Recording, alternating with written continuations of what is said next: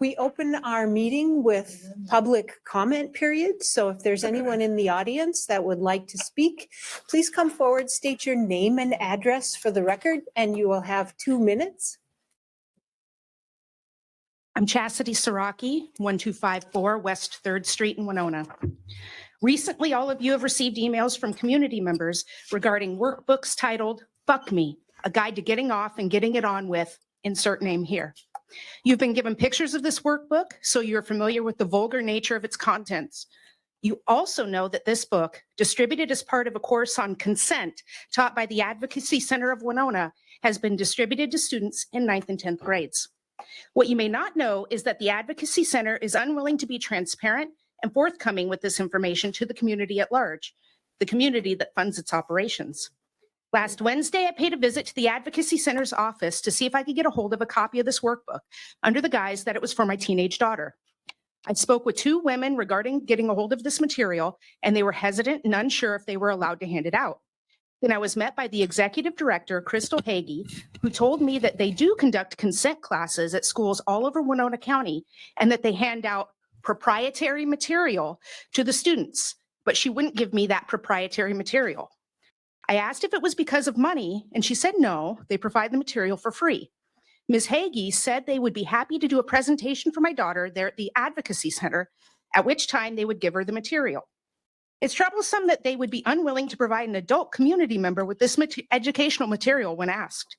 I realize that the county contracts with the Advocacy Center for domestic violence and sexual assault services only. However, this board should seriously consider whether it is appropriate to contract services with this organization when it is unwilling to be transparent and when it is publishing and distributing materials that I would argue are counterproductive to the aims of preventing sexual and domestic abuse. Thank you. If there's anyone here who would like to make a public comment, please step forward, state your name and address for the record. My name is Ken McClatchy, 270 West 3rd. And I would also like to speak on this topic of what the Advocacy Center did over at Riverway.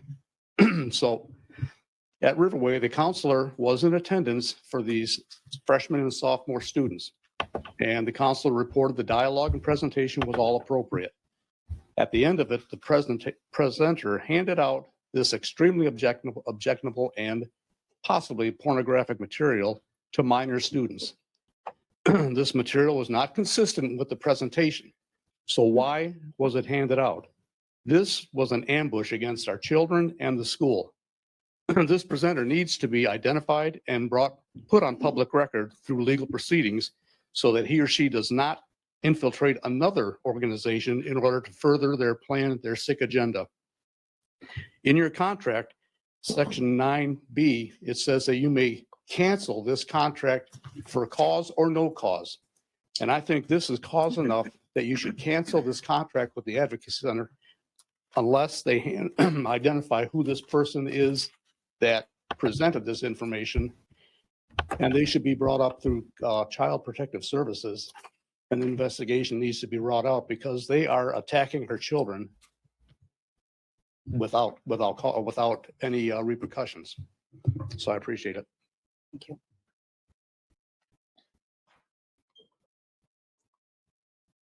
Please state your name and address for the record. Hello, my name is Crystal Hagee, and it's 156 East 5th Street in Winona. Good morning, commissioners, administrative staff, and County Attorney Sonneman. I am the executive director at the Advocacy Center of Winona, and I have a statement prepared by our board that I would like to read, and then I'm happy to answer any clarifying questions. On April 28th, a staff member of the Advocacy Center of Winona visited Riverway Learning Academy to deliver a scheduled training on healthy relationships. This is a training the Advocacy Center regularly administers to a variety of age groups at partner schools. The center has worked on these trainings for many years with the intent to teach children about healthy relationships, the overall goal to prevent sexual assault and domestic violence. Unbeknownst to supervising staff, the advocate scheduled to train on the 28th distributed materials which had not been approved by the Winona Advocacy Center as part of our Healthy Relationships curriculum. The materials distributed during the session have never been utilized as part of any trainings and were absolutely not age appropriate. Due to this, the staff and board extend our sincerest apologies to the children, family, parents, and educators who received the unapproved pamphlet. The work the Advocacy Center does for the community to empower victims and survivors of not only domestic violence, but also sexual assault is essential to the Winona community. The center relies on the trust of our community and that we will be diligent and conscientious in our work for the betterment of our clients and their families. For many community members, this incident may have eroded your trust in our organization, and for that, we sincerely apologize. More importantly, we will take accountability for this incident. The employee involved in this situation will not be delivering any trainings whatsoever, and the staff and the board will assess all curriculum and delivery of workshops at our overall messaging will be consistently aligned going forward. We thank the community for your grace and understanding, but more importantly, for holding us accountable for our actions. We look forward to the opportunity to regain your trust and to continue our partnership with the county and other institutions to prevent and educate appropriately on domestic violence and sexual assault. And to address the previous comment, we are always willing to offer our training to schools and individuals in our facility. I was referring to our PowerPoint that I was not willing to give out. We were never going to give out that material again. So when the lady came to our office and harassed our staff, we politely said, we'd be happy to provide training. Here is my card. Contact me. We can set up something. You can see what our training actually is like, since you do not have a student at Riverway and have never, ever attended one of our trainings. And we would never hand out that material to another student again.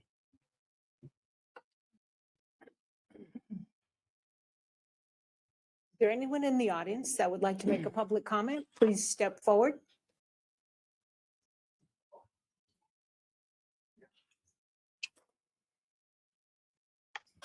They're inquiring about the public hearing because we didn't have the sheet out. Oh, okay. Oh, do you want me to, I'm sorry, please excuse me. Do you want me to make a distinction? This is not the public hearing related to the, related to the conditional use permit. This is just our regular public comment period. That is Okay. okay, but you're welcome to speak, but. Okay, thanks. Good morning, commissioners, and thanks for hearing me. My name's Tim Ahrens. I live at 12969 County Road 31, Altura. I'd like to support the commission on item 7.7 related to public meetings. I'd also like to encourage that you include in that conversation the recording and publishing of various advisory committee meetings onto YouTube. These publicly available recordings are great for people who are working as we speak and are unable to attend meetings held during the day. They save staff time in avoiding the need to fulfill public records requests. The library of past meetings is available to the public at their convenience. I'd like specifically to request that Road and Bridge Committee meetings be published on YouTube. Following the example of the Planning Commission, the Board of Adjustments, Whitewater Joint Powers Board, and the meeting we're at today, among others. I request this in response to similar concerns, many public comments you've heard at recent meetings in regard to road and bridge construction. Personally, my family, our own issue is that we own and reside at the corner of County Road 30 and 31.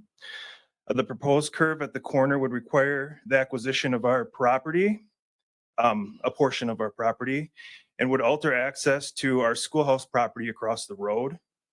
And changes to the road and right-of-way on County Road 30 near important features of our property, including a very recently constructed dike. We were not contacted by Highway Department staff about this proposal. We had to approach the county staff after being surprised to hear in a rumor about the proposed project. When we asked why we weren't brought into discussion of the project having such a great impact to our property, Highway Department staff answered that they needed to have a complete design drawing in order to have a meaningful conversation. However, with just a small amount of information we were able to obtain yesterday, it appears that our neighboring landowners directly west were approached by Highway Department staff to discuss the project and view preliminary drawings as early as last summer.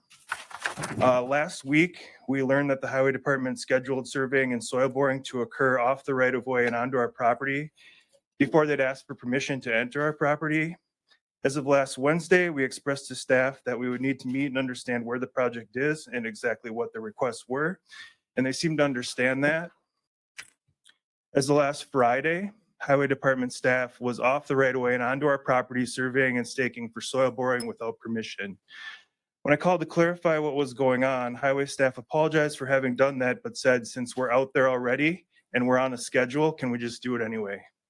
Mr. Aaron's, we do have a Oh, 2-minute time I limit. apologize. Can you wrap it up in one sentence? I would just ask that highway department meetings be available on YouTube.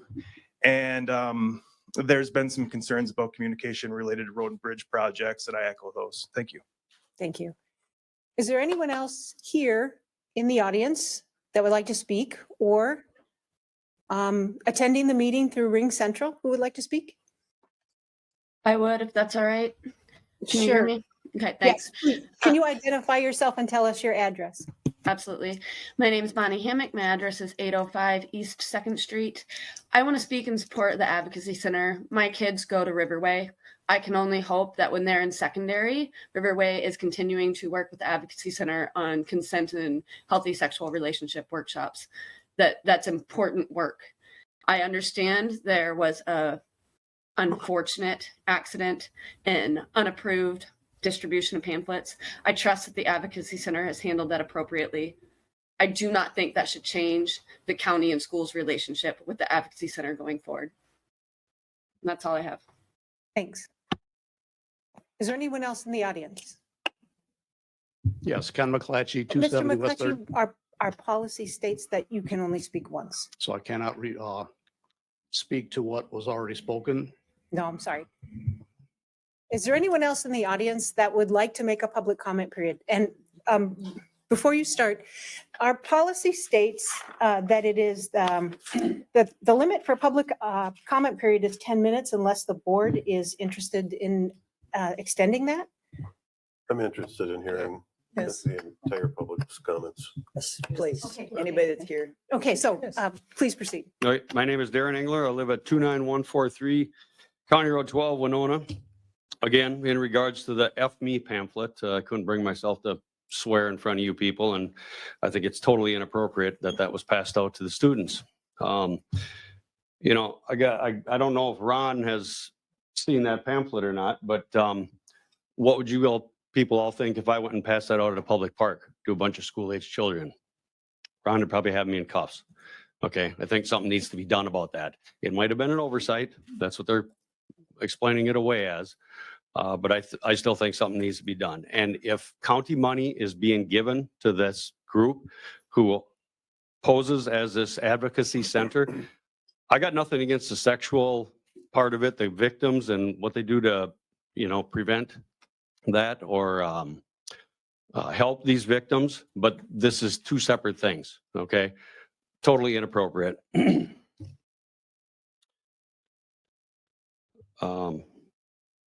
I would like to know who these presenters were trained by, and I think you guys should check on that. And I think the county should do some checking on where this money's spent that you guys give them. These are taxpayers' dollars. And if a lot of the taxpayers seen that pamphlet, I think they'd be appalled by it. Totally upset. That's it.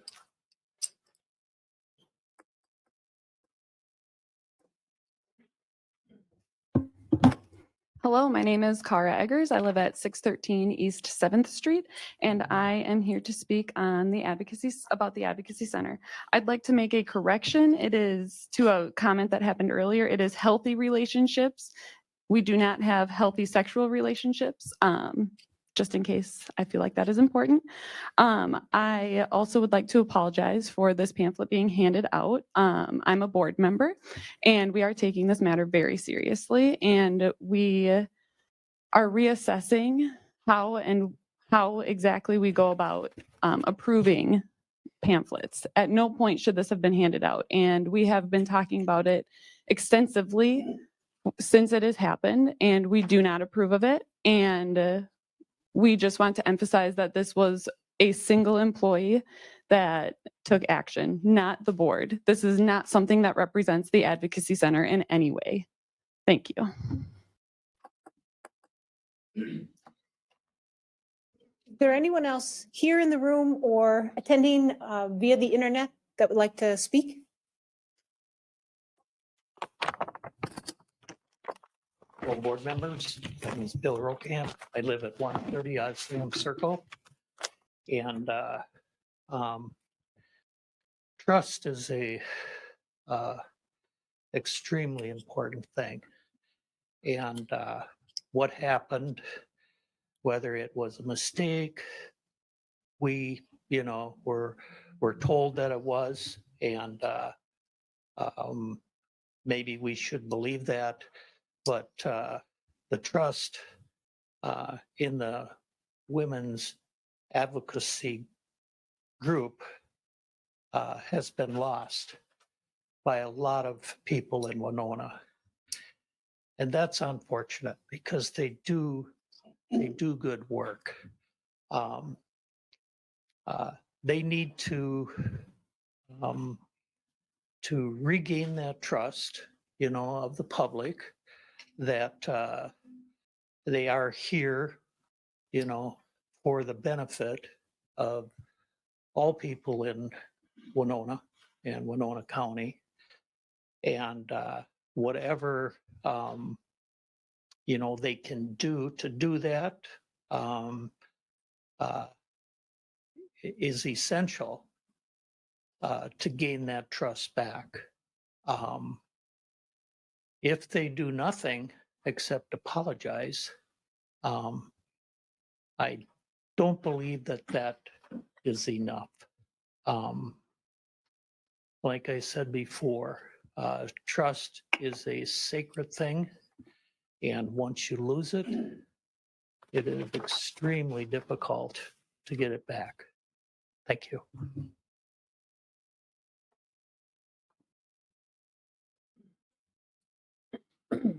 Is there anyone else here in the audience or attending over the internet that would like to speak during this public comment period?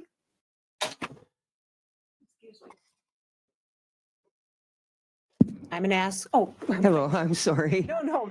Thank you, thank you. I'm going through traffic, but maybe a little bit late. I guess it was a good reason. I'm Gail Getzman Stopa, 22036 East Burns Valley Road, and I represent Big Valley Ranch also. I'm here to talk about getting our puppy mill on the agenda someday. We've had a meeting in 2016. We had another meeting in 2021, September, and wondered if those suggestions were looked into. So I would really like to be put on the agenda.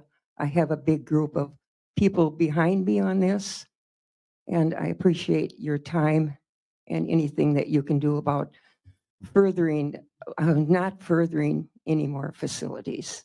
Thank you so much.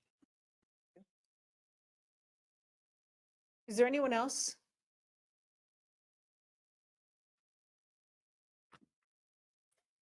Hello, my name is Dr. Scott Moxtonix. I live at 156 East Broadway, 6th Street in Winona. I'm also an educator at Winona State University and a personal donor to the Advocacy Center. I'd just like to say, as some of the opponents of the Advocacy Center have mentioned today, that they do agree that the Advocacy Center provides vital services to the community. Domestic violence is probably the most prominent form of violent crime in our community. And 1 in 4 of our students on campus experience sexual assault at some point during their time in our community. If the only resource for victim support in our community is not supported by this county, it will be less effective as a result and will have a devastating effect on people in our community. It was clearly an accident, and as someone who teaches public apologies in communication studies, what the Advocacy Center has clearly stated today is not only are they sorry, but they have taken the steps to make corrective action. They are doing the things to revisit their training. They are doing the things to make sure that this kind of action by a single individual will not happen again to the best of their ability. This is not a conspiracy to infiltrate schools or indoctrinate our students. As someone who also is on the Sexual Violence Advisory Committee at Winona State University, it is incredibly and vitally important that we teach children about healthy relationships, that we try and take steps to counteract the toxic masculinity that leads perpetrators to be actors of violence.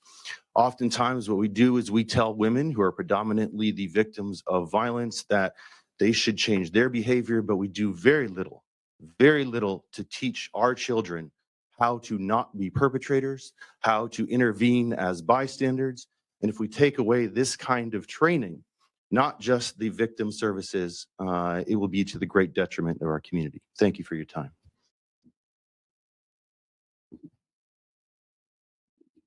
Is there anyone else here in the audience or attending over the internet that would like to speak?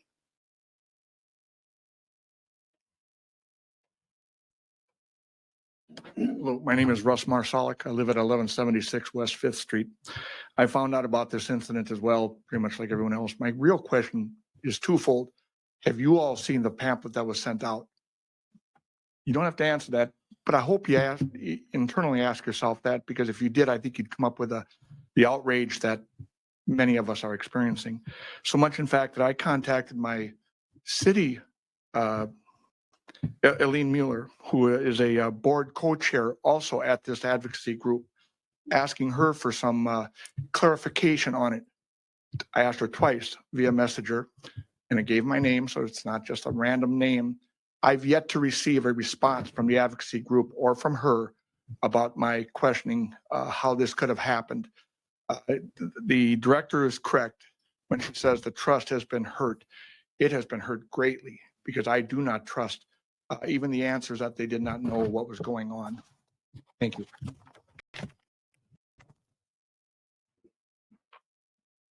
Is there anyone else here or attending over the internet that would like to make a comment? I will ask two further times. Is there anyone here or on the internet that would like to make a comment? Ben Klinger, I'm the County Emergency Management Coordinator. I just have a real quick update from the April 12th storm. We had, when we did our initial damage assessment and worked with our community partners, the amount of damage to infrastructure didn't reach our threshold to declare a disaster. Late Thursday, the Lewiston School District contacted me, and they had worked with their insurance adjusters, and it's looking like they're going to have over $100,000 in costs. So yesterday I asked Board Chair Meyer to sign a local declaration of a state of emergency for that incident so that I could ask the state to assist Lewiston with those damages. Not going to go any further and ask the board for a continuing declaration. The storm is over. This was just the process to get the state involved. All the paperwork's been submitted to the state. And yesterday afternoon already, I was on a conference call with State Emergency Management and Lewiston Schools to get them together to get that process started. But I know the initial information I had given is that we weren't going to need to declare, so I wanted to make sure I got that information out to you guys. Thank you. Is there anyone else here in the audience or on the internet that would like to share a comment? Been asked yet two more times. Is there anyone here or on the internet that would like to share a comment during the public comment period? And for the last time, is there anyone here in the audience or attending on Ring Central that, if there is, unmute yourself, try to get our attention? Hearing nothing, public comment is closed. I have a comment on our board. Why are we advertising for Go Premium? Can we delete that? I can ask, I No. don't know. Free advertising for some service? Okay. Kept jumping out at me. Item 3 on our agenda is approval of the county board minutes from April 26th of this year. So moved. Second. Commissioner Olson has moved and Commissioner Kavesi has seconded. Is there any discussion? Hearing none. All those in favor signify by saying aye. Aye. Opposed? Board minutes are approved. Item 4 is acknowledgement of receipt of approved committee minutes. I'll move to acknowledge 4.1 and 4.2. Second. Okay. Commissioner Jacob has moved and Commissioner Kavesi has seconded to acknowledge the receipt of approved committee minutes for the Planning Commission in March 17th and the Board of Adjustment of February 17th. Is there any discussion? All those in favor signify by saying aye. Aye. Anyone opposed? Okay, committee minutes are approved. The next item is the consent comments and approval of the agenda. Commissioner Ward, do you have any adjustments? I would like reserve the right at the end to possibly have a future board action. Commissioner Kavesi, Yeah, I have one announcement. Thank you. Commissioner Olson, Nothing for me. Commissioner Jacob. I want to pull 6.8 and I have one future agenda item.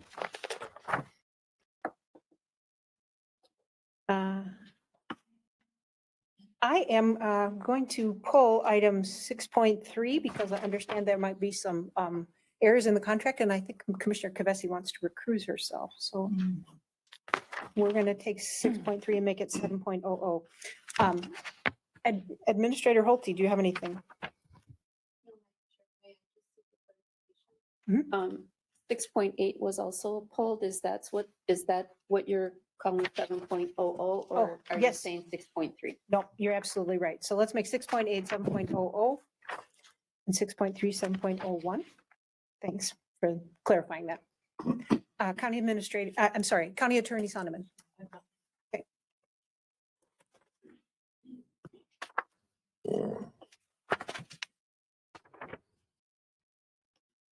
I think the next item of business would be to approve the amended agenda So moved.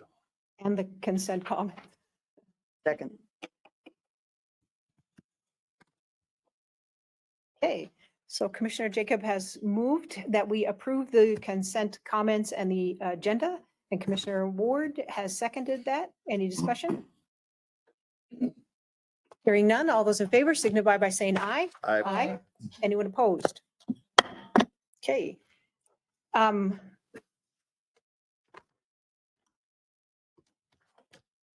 So I frequently get mixed up at this point and about whether we read the consent business first or whether we approve the consent business first. Read it. Read it. Okay, so Administrator Holte, would you read the consent business? 6.1, approve conditional use permit for Laverne and Judith Fritz and Scott and Lisa Fritz.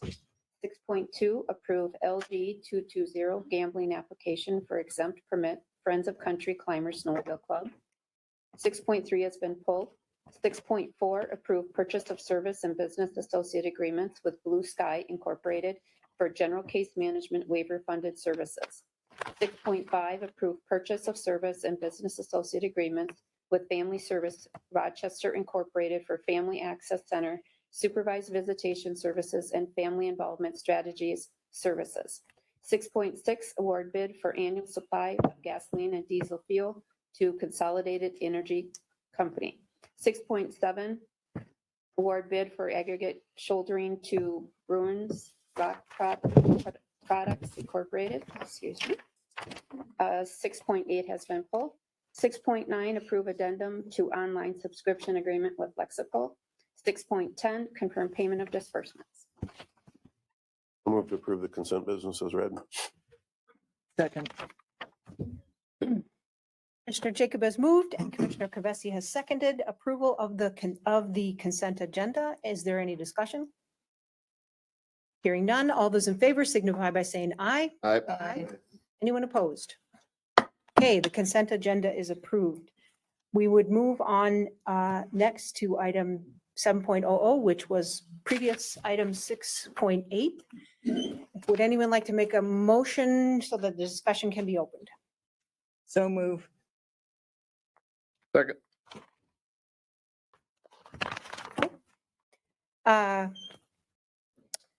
Commissioner Kavesi has moved and Olson has seconded to begin discussion on item 7.00, previously 6.8, which was to approve the River One Watershed One Plan subagreement for watershed-based implementation funding with Fillmore Soil and Water Conservation District. Any discussion? Hearing none, all those in favor signify by saying aye. Aye. Anyone opposed? Nay. Oh, okay, yes. And the reasoning is, and I think this will be addressed. Commissioner in our- Ward, during Yes. the discussion period, you should have specified for us what your Again, I did- dissension was, but My knowledge of the Robert Rules of Order and and how we have operated over the last 20 years, that action is unnecessary and is not needed. So that it's in principle. motion passes. Yeah, so I just asked to pull it because I just want to have the opportunity to not vote in favor of the one watershed, one plan agreements in general. I think it's moving forward. It'll probably receive a 4-1 vote, and that's fine with me. I just I've expressed my concerns with the competitive nature and how this is really drawing from our core SWCD, competing with them, who our taxpayers' dollars from this county go to support. That willing participation from the SWCDs has worked quite swimmingly for 80 years. So I've not been supportive of the 1-1 plans, so I just want to be able to vote against it. Commissioner Ward, Basically, what this is doing is shifting the day-to-day activity away from Winona County Soil and Water due to the staffing issues and shifting it to Fillmore County. One thing that was brought up at one of our last meetings was that some of the funding, there's delays in funding. Projects have been done, and then there's been delays in funding from Bowser and other water groups. And that left the Soil and Water Conservation District on the hook for paying some of these dollars, which we had quite a discussion at the 1-1 plan meeting last year, is how can we expect local entities to cover the balance of funding on projects that are supposed to be, on a higher level of funding. And we didn't get straight answers. I don't know that we had the right people in the room from Bowser or at the legislative level. So this does help Winona County not having to float some of the money, which again, if they came up short and they needed money, where would they come looking for money? They'd come looking to the county board to give them more money. So Fillmore County is taking this on, but we do need to get clarity on the balance of some of these projects, that who's paying for it in a timely manner and at whose expense. But I would approve shifting it to Fillmore County. They have the resources and the desire to manage the programs. I would also remind the board that one of my objections of mask mandates and vaccine mandates being included into these 1-1 contracts, and then circumventing county authority, going to Wabasha County to approve projects in our county. The whole system is it's cumbersome, it's inefficient, it's not streamlining processes. So that's all I need to say. Thank you. is there any further discussion? I'll take this opportunity to share with you that I do support our Winona County Soil and Water. I think they do fabulous work. I wish that this county board would support them with better funding so that they did have proper staffing. And I certainly support one watershed, one plan, and the great work that gets done as a result of that. So I support this item. Commissioner Olson. Motion to approve the watershed plan, implementation funding. I'll second that. So Commissioner Olson has moved and Commissioner Meyer has seconded to approve the River One Watershed One Plan Sub-Agreement for watershed-based implementation funding with Fillmore Soil and Water Conservation District. Is there any further discussion? Hearing none, all those in favor signify by saying aye. Aye. And opposed? Nay. Motion passes. Next order of business, 7.01, which previously was 6.3, approved purchase of service and business associate agreement with Hiawatha Valley Mental Health Center for Mental Health Services. Would someone like to make a motion so discussion can begin? So moved. Second. Commissioner Olson seconded, Commissioner Kibesi has seconded. Commissioner Olson has moved, Kibesi has seconded. Any discussion? All those in favor signify by saying aye. Aye. Aye. Opposed? Nay. Motion passes.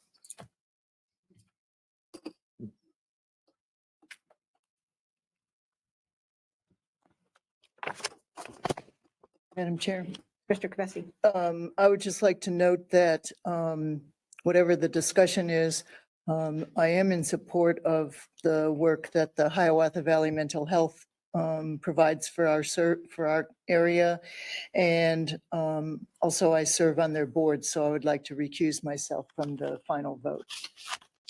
Administrator Holby. Madam Chair, Commissioners, I am requesting to pull this item and bring it back at the next meeting. We have some revisions that need to be made to the contract. So it's minute things, but yet important that we fix the contract prior to approval. Further discussion? Also, I'll move to table the item. Second. That'd be appropriate. Mr. Jacob has moved to table item 7.01. Commissioner Ward has seconded that motion. That motion, is there any other discussion? Hearing none, all those in favor signify by saying aye. Aye. Anyone opposed? Okay, the motion is tabled, that item is tabled. The next item under general business, 7.1, receive presentation for Remlinger findings of fact and petition for amendment and conduct the public hearing. Somebody like to move to begin that presentation? Second. Okay, Commissioner Olson has moved, Kvesi has seconded, that we go ahead and start the presentation. Any discussion? Hearing none, all those in favor signify by saying aye. Discussion. No, you want, I'm sorry, Commissioner Jacob, did you have a comment? Yeah, so the redundancy here, I can't get past, but what initiated all this was the chair asking for motions to be made, which is what you exactly just did. Which I consider to be leading. The floor should just be open and the board should bring forward motions that it sees appropriate. So this is it. You're the chair, you're gonna run things how you're gonna run them, and I'll respect that. And but I guess I'll vote against this redundant motion. We've approved everything on the consent agenda.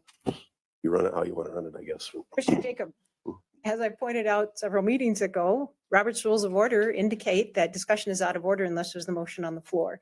We have, at our last meeting, decided to amend our policy to change that, but our own policy says that once the amendment is made, then at the next meeting is when that change takes place. So I'm simply trying to follow Robert's Rules of Order as you requested. So, Commissioner Olson has moved and Kvesi has seconded that we begin the presentation. Is there further discussion? Hearing none. Commissioner Ward. You have me totally confused now. It says on 7.1 public hearing. So is Mr. Johnson, Eric Johnson, going to start the public hearing? Or we need to do both, correct? We're having a presentation and then following a public hearing? I think we get the presentation first. Okay, and that you're going to make the presentation. Okay, and then we will have a public hearing. Yep. Okay. All those in favor signify by saying aye. Aye. Anyone opposed? All right. Thank you. Good morning, everybody. Good morning. Pursuant to a rezoning request, we are obligated to have a public hearing as we go to the planning commission.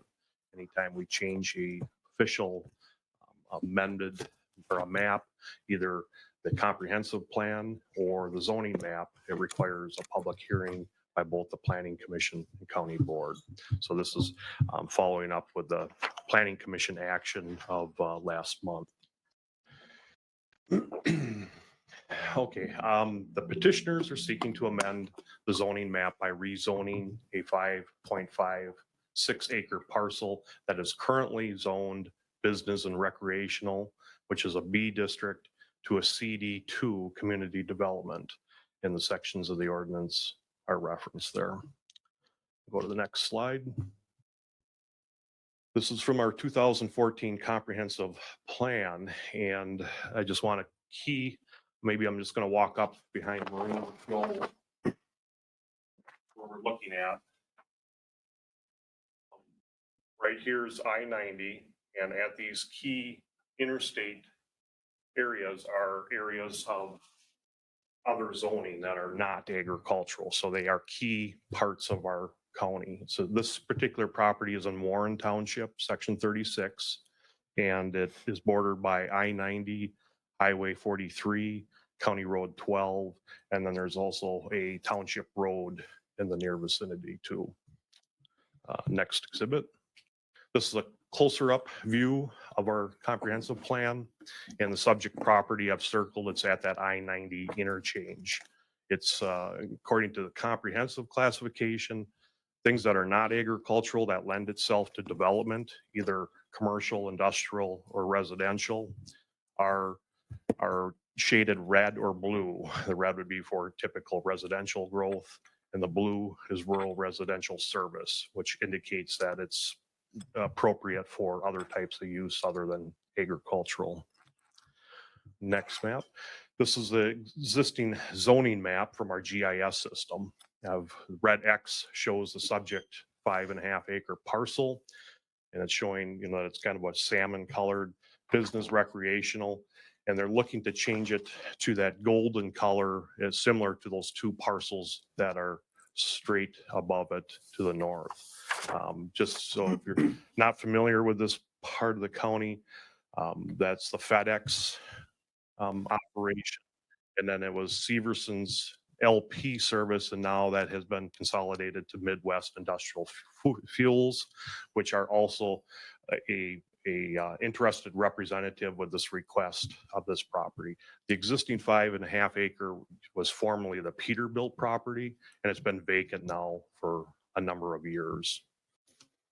If we can go to the next exhibits, these are from the applicants. This is roughly showing their site map, showing that they, with the 5.5 acres, they wish to change that to that community development. Again, that blue, like the blue that's above there, that's the LP tank site and the FedEx site. And it should note that the other type of classification and zoning does go south, south from I-90. So there's additional acres at some point would probably most likely be developed too. Next slide. This is the petitioner's somewhat proposed map. I'll probably get to that in the next slide, but they've indicated what they see with this parcel. I think that's laid out in the staff report. If there's any questions on that, the applicants are also here too that could actually add to that. But I don't want to jump ahead because this is a rezoning request.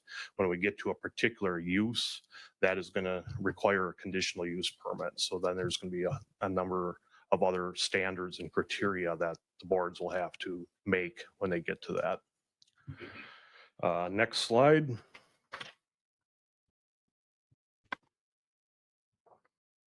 Yeah, and just to kind of summarizing what represented, they're at this point requesting a 5.5 acre change in zoning, and the new bulk fuel transport business, if it's approved, would likely also then require the conditional use permit. And I will note that that has already been submitted.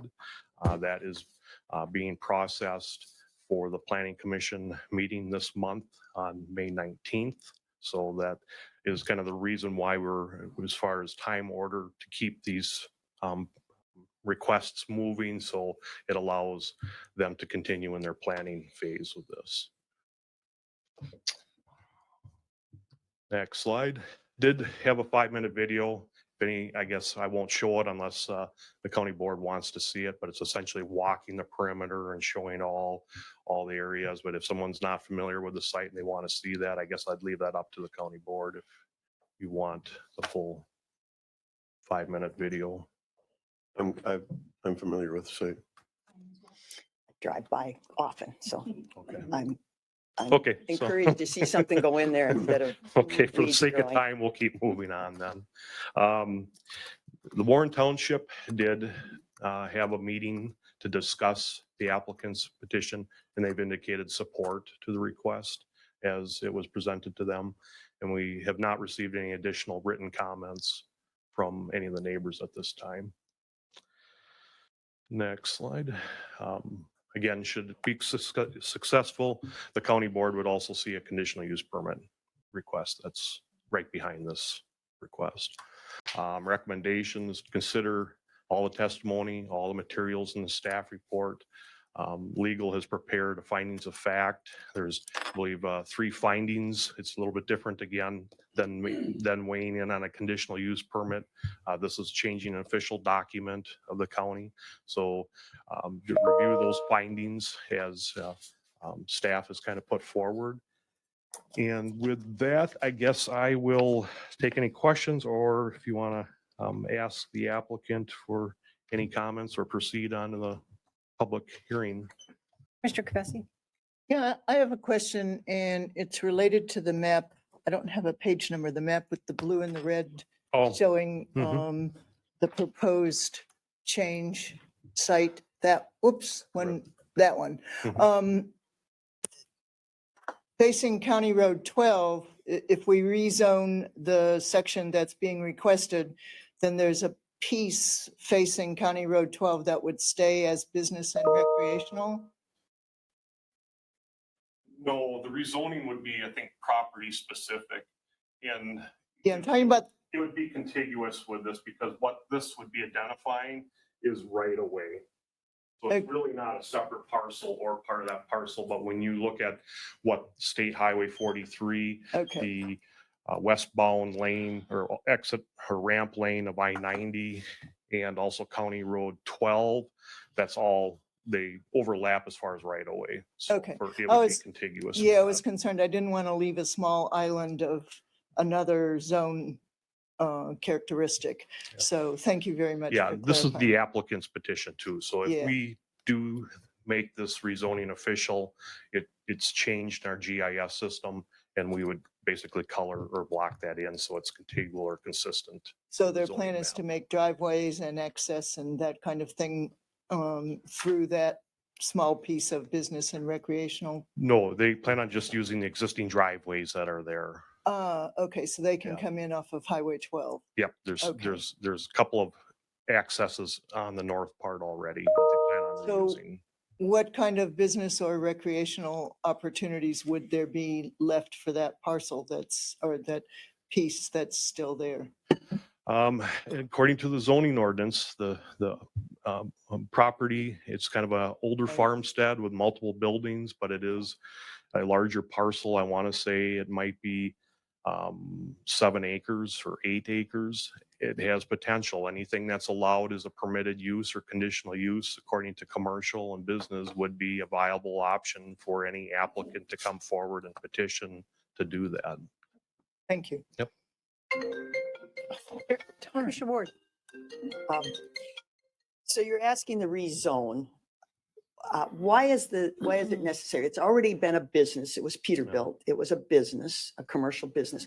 Why is there the need to change these classifications? Because of the individual conditional use permitting for what the applicants desire to do would not have been allowed under the commercial and recreational. Wouldn't. No, That seems very odd to me. And this was under Warren Township control for many years. They had their own zoning and planning. correct. They function. did follow the county zoning districts and the Okay. zoning map, but they did enforce it at a township level for many years. Okay, so again, in the other red part there then, I guess I'm unclear. What could the landowner do? The red part doesn't require a conditional use permit? Yes, just it go ahead. would. It's just for commercial and, if I was to look at that section or chapter of the zoning ordinance, it allows a lot of different type of commercial uses. But when we start getting into maybe fuel and, more mechanic and shop related, there is some options like car wash, I think is one, gas station is another, but then there's also cafes, supper clubs, other type of commercial uses. But to actually have a fuel distribution site, it's the same issue as FedEx ran into. And when we all actually went through the rezoning with when it was Severson at the time to allow the tank, it just, that existing B district did not accommodate what those folks wanted to do with the property. So I have difficulty grasping that concept because Mhm. now it was a truck repair. Mhm. Say if these constituents wanted to just open another truck repair, would that be allowed? Yes, But they would need a conditional use yes, permit? They it still most would likely need would need to amend the conditional conditional use use permit. permit. Mhm. Okay, again, I have difficulty grasping the Right. distinction. And it does got some historical bearing because I think when we researched it, actually it came in the late 60s as a gas station. I think it was like Sun Oil was the original applicant on this property. I think Director Qualley wanted to maybe try to answer your question, Commissioner Ward.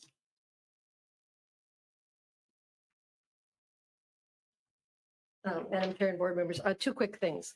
One is relating to the findings of facts as they came from the planning commission. There is a Scribner's error at the end, which talks about amending the map of the comp plan. And of course, we're under discussion for amending the map or the designation of the zoning map. The other thing quickly is the Community Development District 2 across the road, Severson, has been acquired by this petitioner.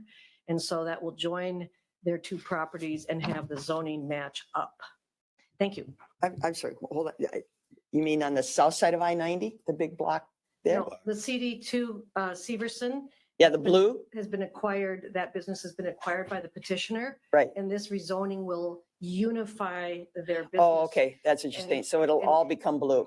Make that consistent for their shared parcels and business. Thank you. Okay, so Eric, so where is FedEx in that map? Are they in the red or are they in the blue? Maybe put the GIS map that be a little clearer. Our aerial map there. There. This is FedEx. Again, that was the blue exhibit that you've seen. Mhm. And then you have the Severson, now Midwest Industrial Fuels owns this parcel. These are two separate parcels. And then this is the parcel that they're looking to rezone. So it would be across the road.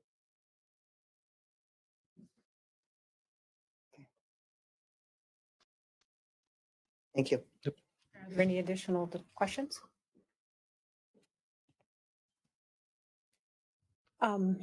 Hearing none. Typically at the Planning Commission meeting, now is the time that the petitioner would come and speak. Are we planning to conduct this meeting in the same way? That would be staff's recommendation, yeah.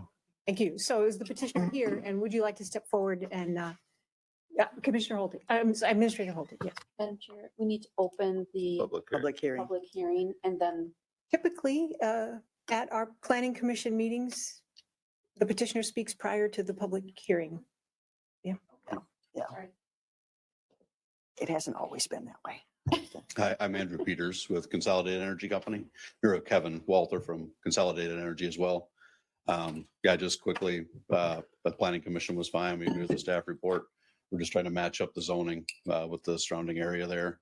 We're excited to get going out there and get this property back to its location is great for Warren Township, for the area. Great infrastructure here, and that's we're just here if you have any questions about the zoning itself. But yeah, with the conditional use permit, we're ready to go with that and have some specifics on what we're planning on doing out there. So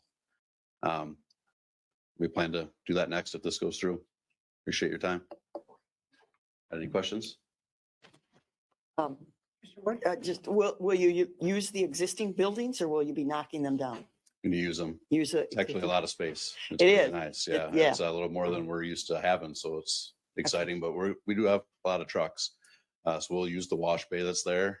And a lot of our trucks can't be parked inside, propane trucks, but we'll use some of that space for a little storage, like pallet type storage of some lubricants and things. But Well, I appreciate good infrastructure and I hate to see when it's knocked down and, you know. right now, yeah, we're planning on rehabbing that building and cleaning it up and building some better office spaces. Good. Just have an unrelated question, but did you buy the property down in East End of Winona too? The Severson property? No. No? We didn't purchase that, Okay. no. Okay. Any additional questions? Okay, thank you very Thank much.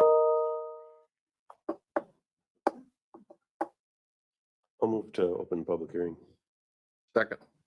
Okay, Commissioner Jacob has moved to open the public hearing. Commissioner Olson has seconded. Is there any discussion? Hearing none, all those in favor signify by saying aye. Aye. Aye. Anyone opposed? Okay, the public hearing is open. Yes. Madam Chair, we do have a public hearing sign-in sheet that we would ask anybody that speaks to put their name and address down on. Okay. We are now in the public hearing for this request. If anyone in the audience or attending on the internet would like to speak to this permit request, could you step forward to the microphone, state your name and address, and make your comments? If you are on the internet, if you could unmute yourself and get our attention with your voice, the same. I'll ask 2 more times. Is there anyone here or attending this public hearing over the internet that would like to make a comment? And for the 3rd and final time, is there anyone here?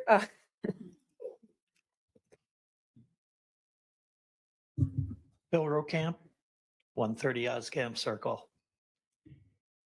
And I'm glad to see that that property is going to be used again. It's just good to see that there's people, that can see the value in that. And right now it's really not returning anything, as far as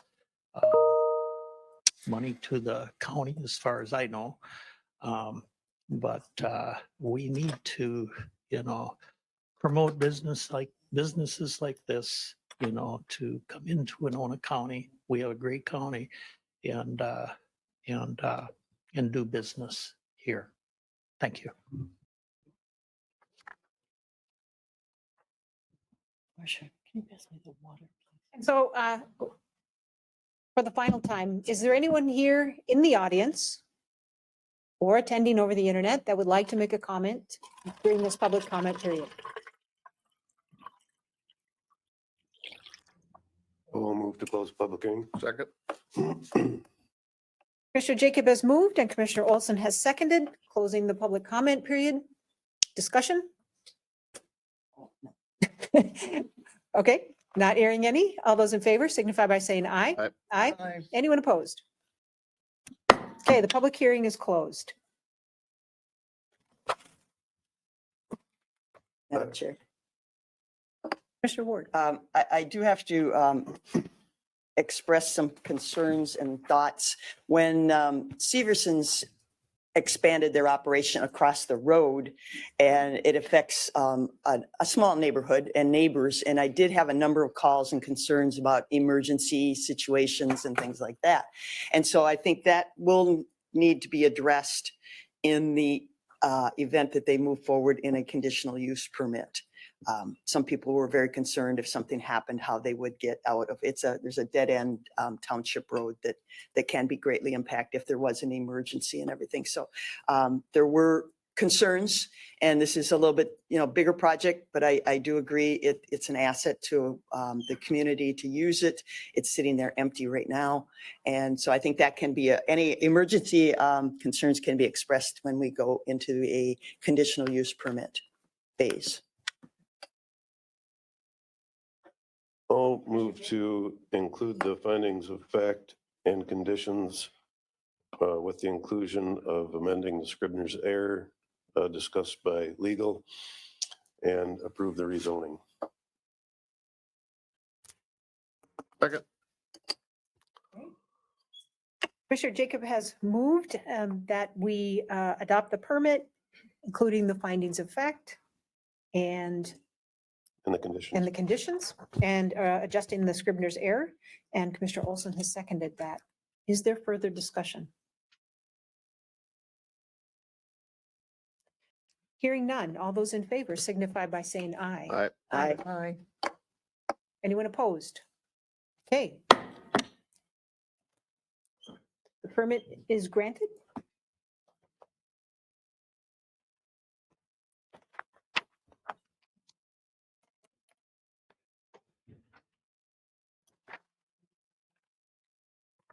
The next item on our agenda is approving the resolution proclaiming May 11th of 2022 as Law Enforcement Memorial Day.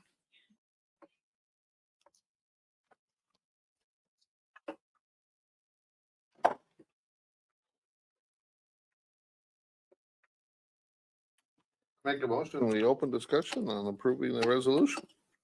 Second. Commissioner Olson has moved, Kvesi has seconded that we discuss item 7.3. Any discussion on opening the discussion? Hearing none, all those in favor signify by saying aye. Aye. Aye. Anyone opposed? Nay. Okay, motion passes.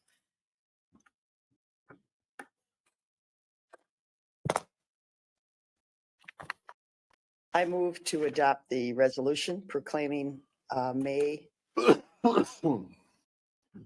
right date, May 11th as Law Enforcement Memorial Day. I'll second that.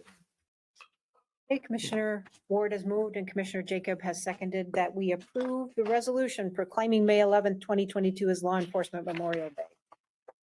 Is there discussion? Madam Chair, seeing that the sheriff is here, is there a special, we have had in the past special ceremonies by the Law Enforcement Center. Is that planned Yes. for tomorrow or? It's tomorrow, future? starts at 1 o'clock, where we always have it between the courthouse and the LEC by the flagpoles, where we have our memorial headstones. Okay, all right. And the public, has that been publicized? Don't remember. I gave it to the news and then put out a press release and okay. I might have missed it. I sent it to some of the county. I don't remember who I sent it to. Okay, all right. I might probably missed it. I'm sorry, I apologize. Because it is an important, and it is a nice ceremony to recognize. Thank you. Such, thank you. Further discussion? Hearing none, all those in favor signify by saying aye. Aye. Anyone opposed? Okay, motion passes. Do you want me to read the resolution? It deserves the public recognition, yes, in my opinion.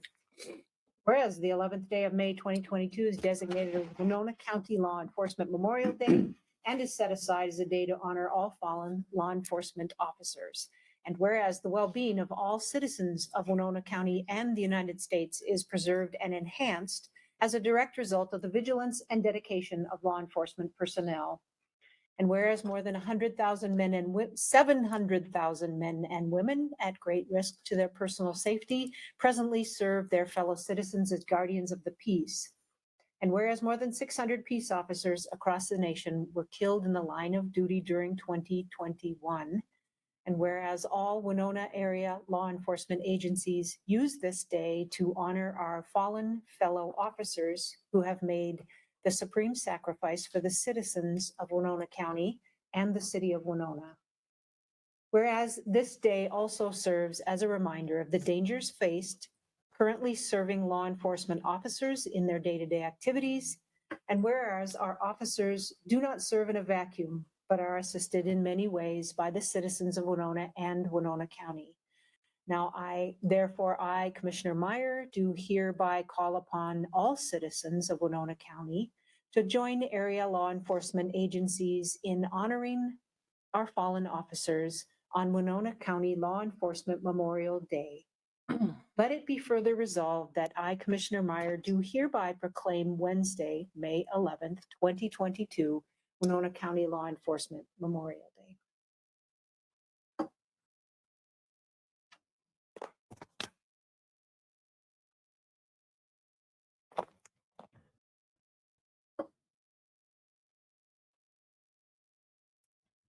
Our next item on our agenda is to receive a presentation and to approve the 2021 year-end feedlot program review and the 2021 annual report and performance credit report. Good morning, commissioners. Morning. I am Carly McGinty. I've been the feedlot officer for almost 4 years now. Maybe this works. It doesn't. Delay, okay. And I'm the primary CFO contact for the MPCA and any feedlot operators that need to contact Winona County. But Megan Capley is also my backup or assistant.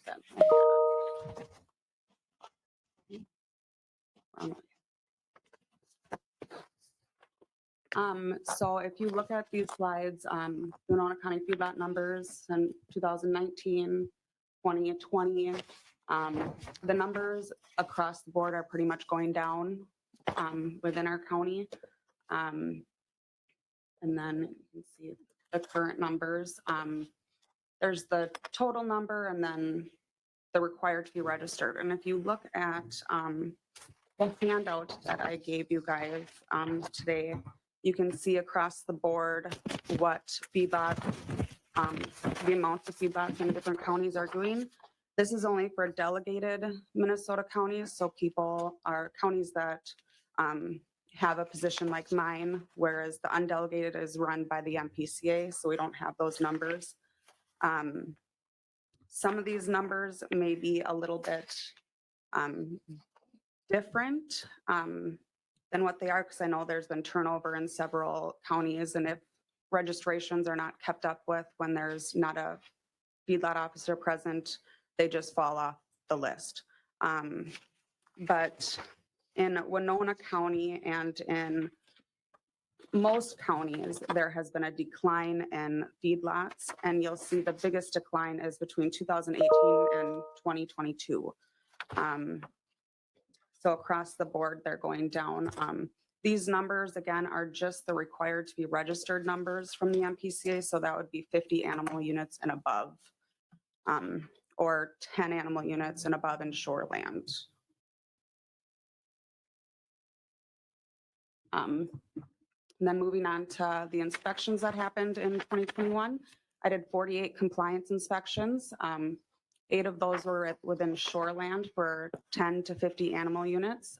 25 of them were between 50 and 299 animal units. 15 inspections were above 300 animal units, and 14 inspections were within sensitive features, so a DWISMA, shoreland, TMBL.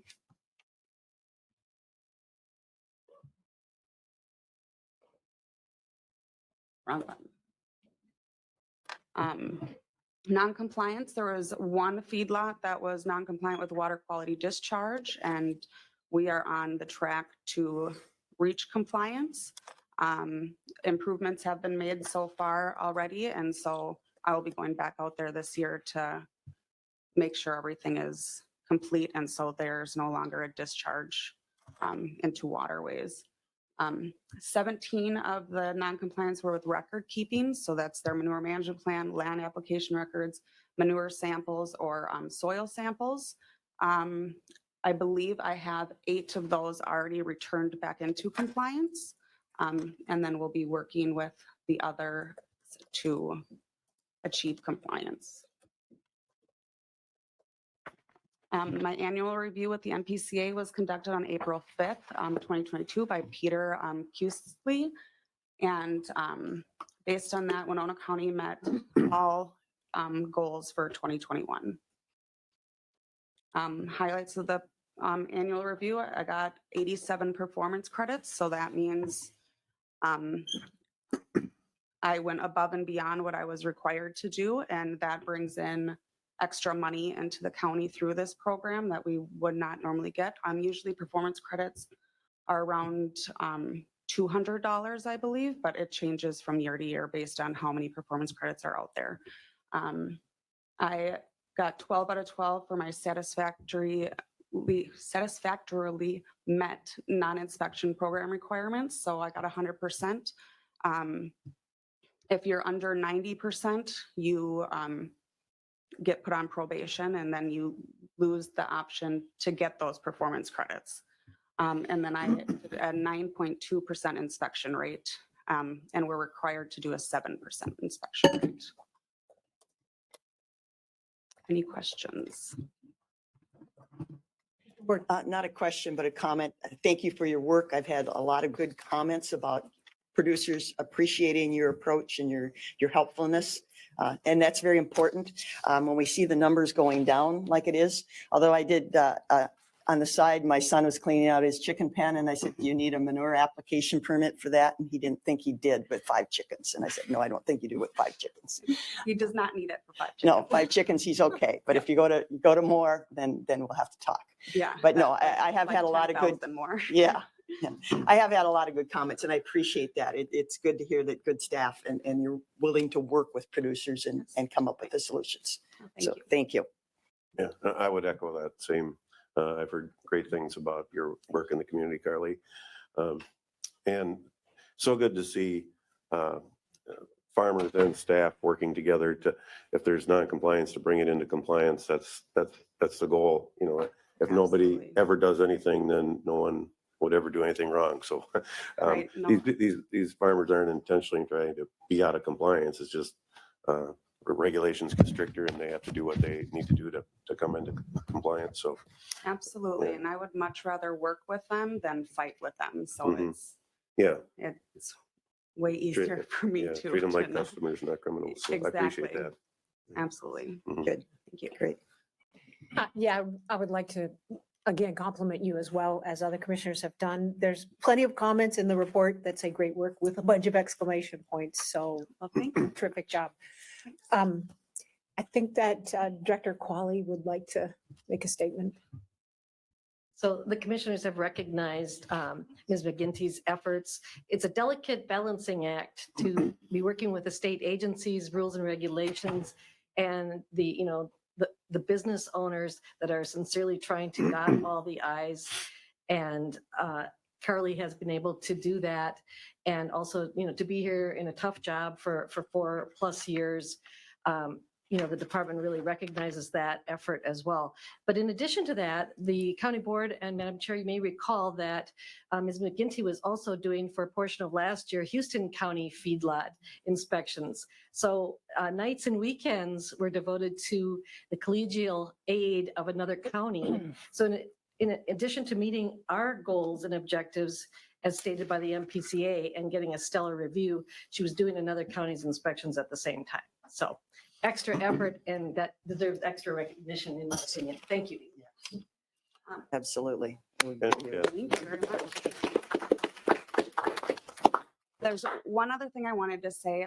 So Winona County has the privilege of hosting the MACBO conference next year, and that is the Minnesota Association of County Feedlot Officers. And somehow I got put into the lead planner of that. So it'll be really fun to have all the county feedlot officers from around the state and MPCA staff down here.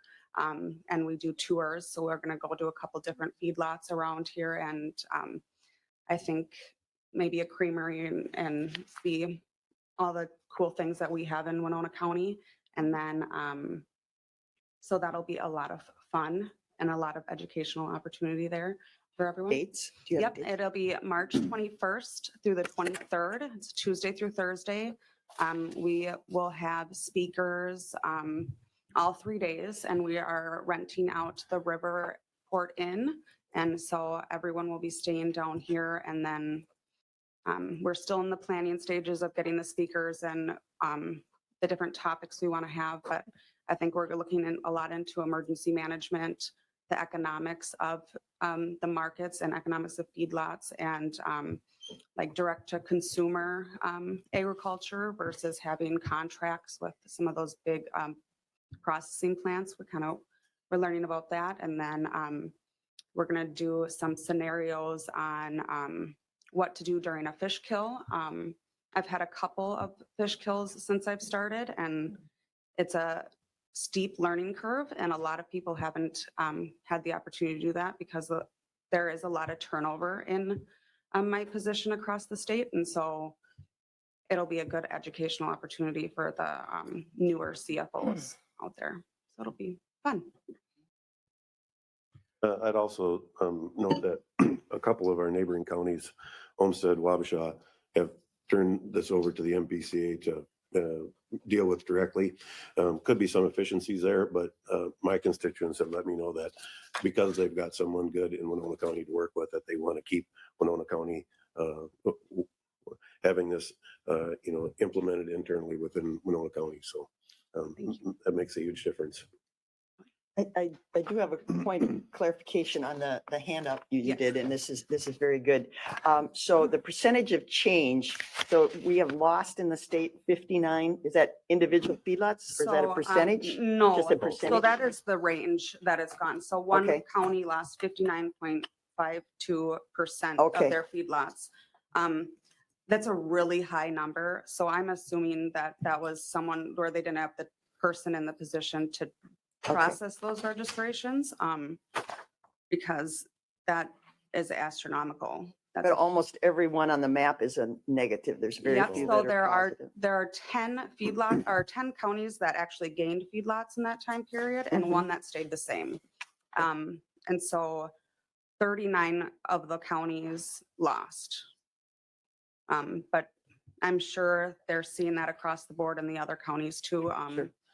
And then I pointed out in the, as I put all the Excel spreadsheet on the back page, a lot of those counties that lost the bigger percentages had way fewer feedlots than we do. Sure. So, and again, this is not, these numbers do not account for feedlots under 50 animal units. So that's the small mom and pop, you know, they have 40 cows or, Sure. you know. Sure.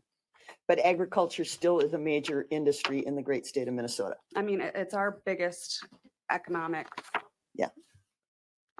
sector. So yeah, it's going down rapidly. Yeah. And it's, like I said, in the last 4 years, that was the biggest decrease the entire state has seen. Okay, right. Yeah. Well, thank you guys. Thank you. I think that this item asks us to potentially approve the program and review and the annual performance credits report. I move that we accept the report, approve, and continue the position of feedlot. That's appropriate. Second.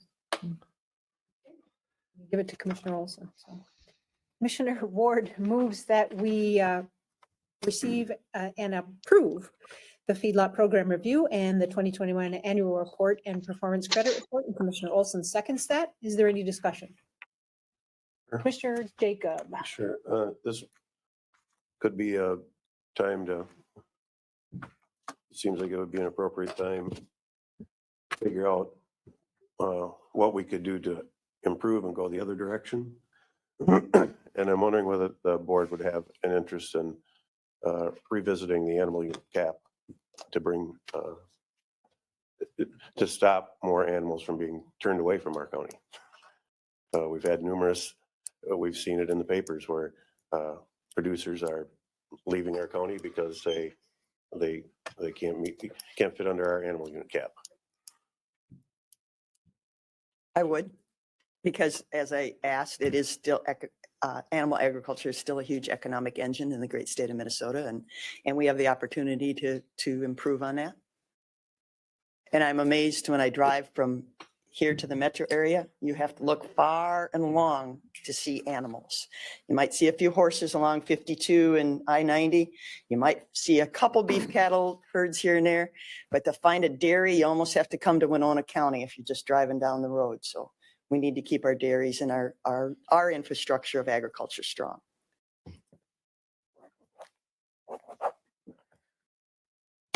So would that be, how does the rest of the board? It seems to me that that would be an appropriate thing to ask for during board actions at the end of the meeting, but not as a part of this conversation.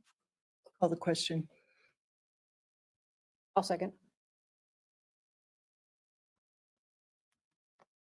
So Commissioner Ward has moved to call the question. I'm seconding that. That is not a debatable motion. No, Commissioner Kavesi. I'm sorry, what did I say? Ward. Oh, I apologize. That's okay. Okay, so then. Apology accepted. Okay, and so calling the question, does it require a regular majority or does it require? Requires 4. It requires 4. Okay. Any discussion? All those in favor of calling the question signify by saying aye. Aye. Those opposed? Nay. Nay. Motion fails.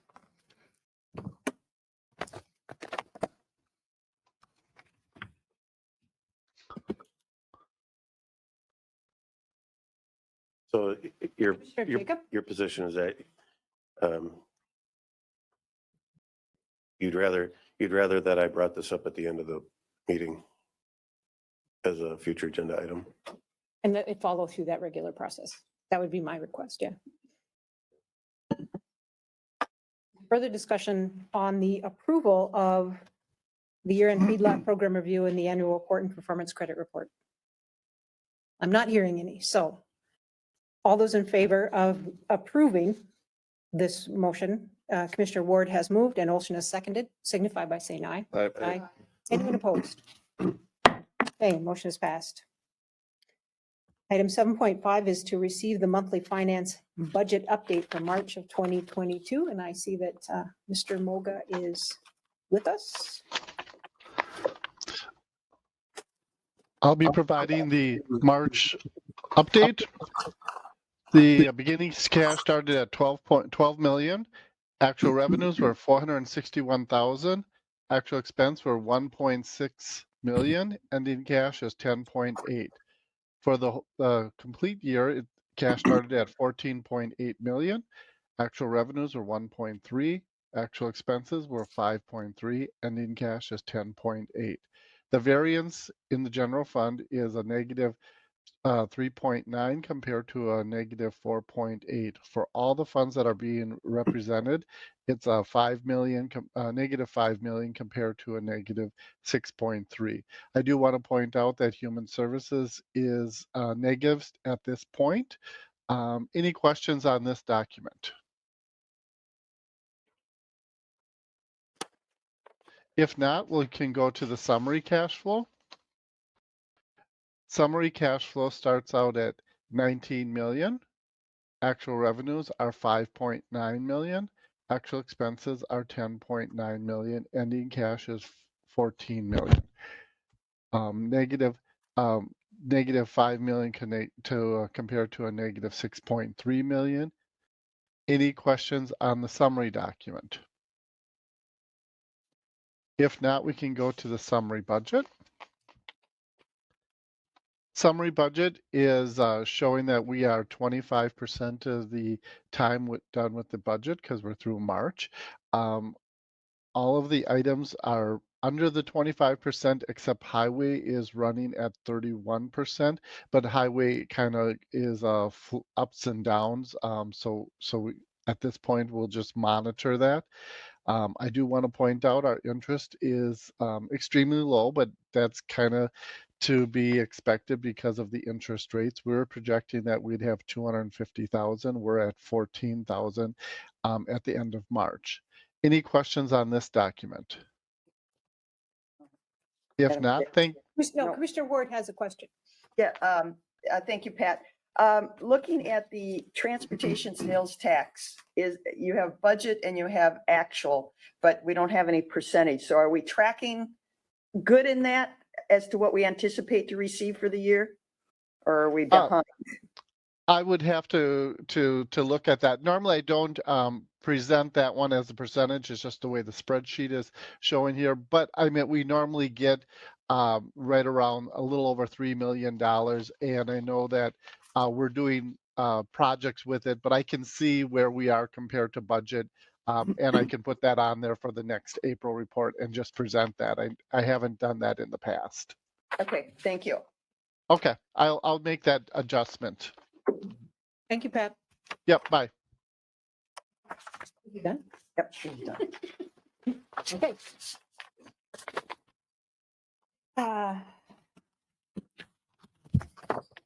The next item of business is to discuss, modify, and potentially approve some revisions to our ground rule.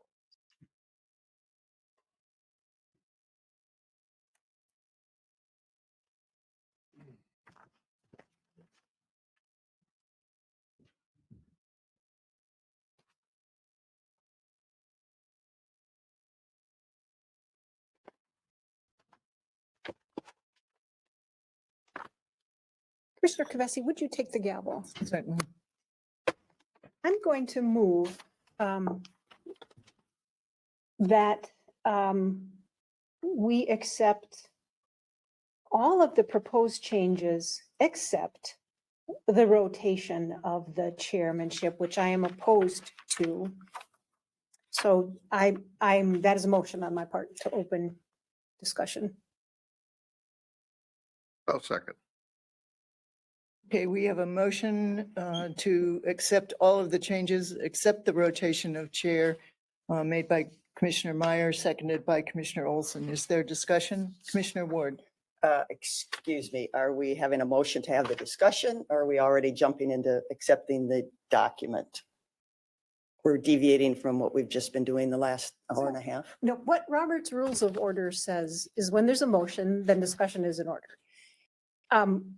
The idea of having a motion to start discussion is not in fact how I read Robert's Rules of Order, but that is how individual commissioners have been handling the request. Okay, so So you're I am just- eliminating that. I am, Fine, so I'm fine, not right. eliminating it. I'm following what I read as Robert's Rules of Order.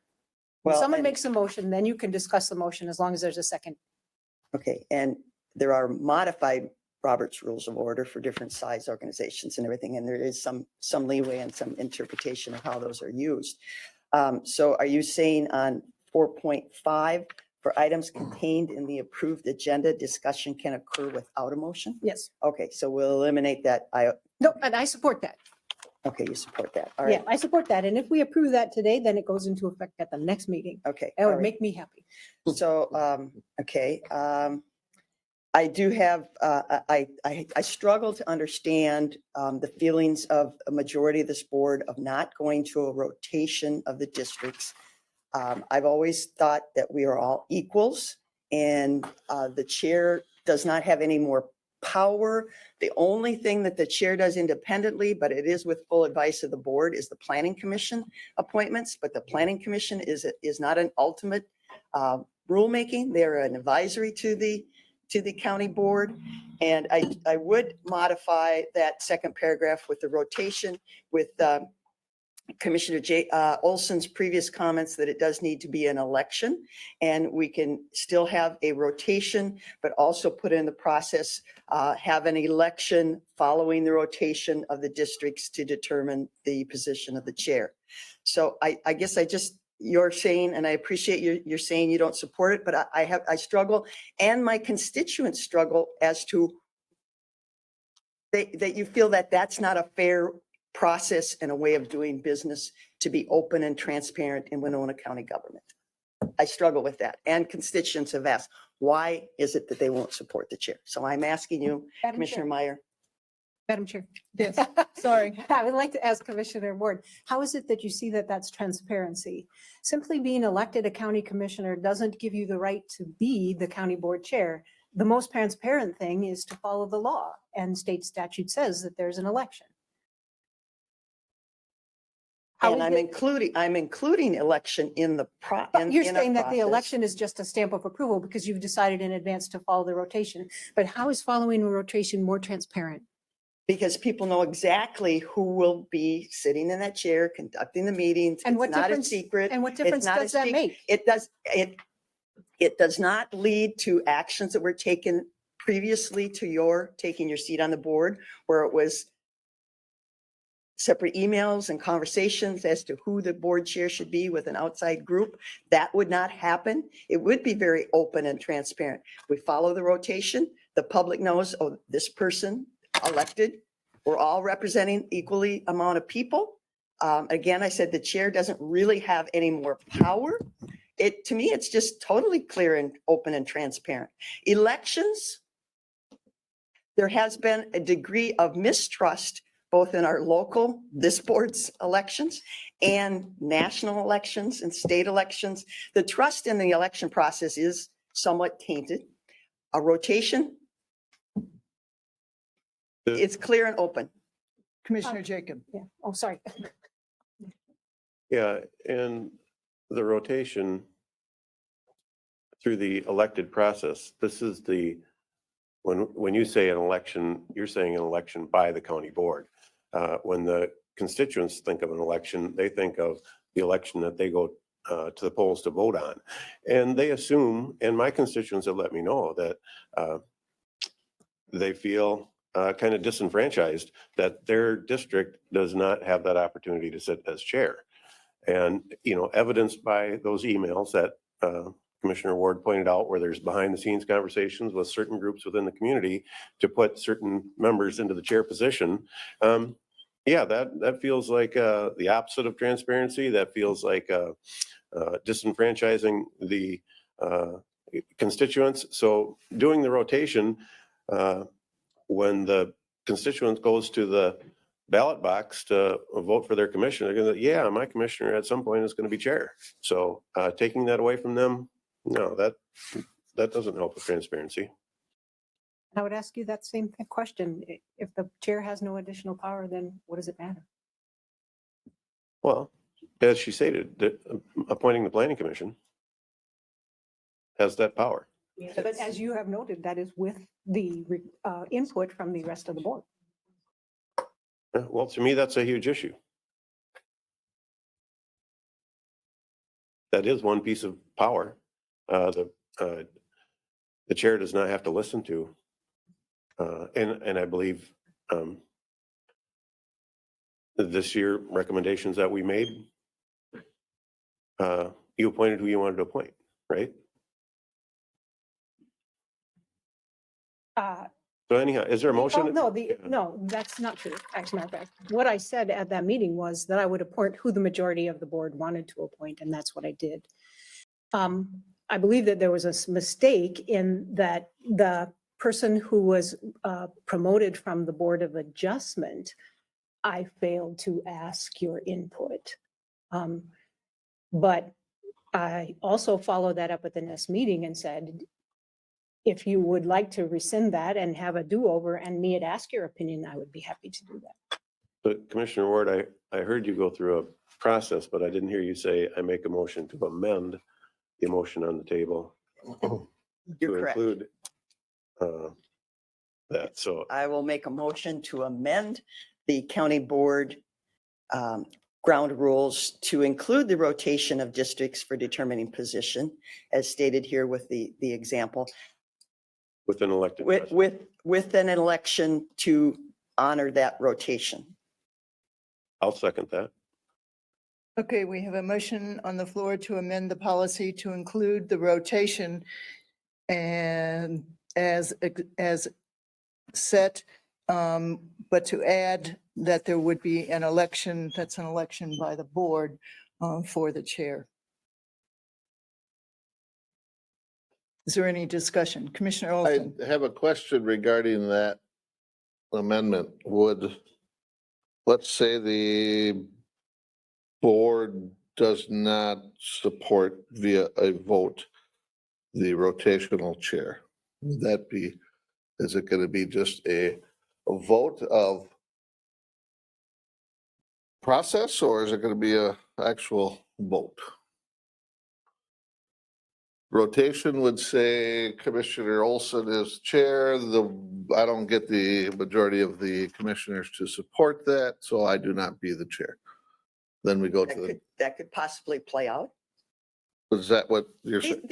These aren't laws and such. They're guidelines and policy. They're not a law. So we aren't breaking a law if we don't follow them. Again, the majority of the statute board. that says we have to elect somebody is not a law, or? No, I didn't say that. I said within our rules, it's not a law. And a statute, there's a lot of gray area in statutes also, if you want to get into it. So Commissioner Jacob. Yeah, and furthermore, this is not uncommon. Majority of counties use a rotation. So, I mean, this is not, and then they choose to elect and honor that and keep that rotation going. It's very common. I have a question though, regarding Commissioner Olson's point. It's like, what would the process be if we had that hypothetical issue where the rotated person, the vote would support someone other than the rotated person? Is that what you were saying? Yeah. What would who would be, how would flip a coin? You know, what would we do? Commissioner Ward. again, if a vote would be the determining factor. If the vote didn't come out in a majority of support, then you would have to entertain a new motion and go with the vote. The vote would be in my opinion, would be the overriding policy if we don't follow the policy. But I have to ask again, before we vote, Commissioner Kavesi, why is it that, so my constituents understand and the public understands, why do you not support a rotation? What is not transparent and open about a rotation system? if you're addressing me personally, I would Yeah, say, opinion. because of the statute requires a vote of the Board of Commissioners to elect a chair. So what you're saying on the previous point, on the hypothetical, that we could have a rotation, we could have a vote that does not support the rotation, and the results of the vote would then preclude the rotation? I don't, I'm just asking for clarification. Commissioner Jacob. Well, I can't agree with Commissioner Ward on this. Okay, see, we don't have, If- we if don't know what if we we would adopt this do. policy, we Right. have to have an intent to follow the rotation. And then the expectation is going to be that the commissioners are going to vote to elect whoever is up on the rotation. That would have to be the expectation. Otherwise, we're just muddying the waters and making a already messy situation messier. So you're saying the vote would be just a formality? Yeah, yep. Mhm. I don't agree with that in terms of the language of the statute. Is there any further discussion?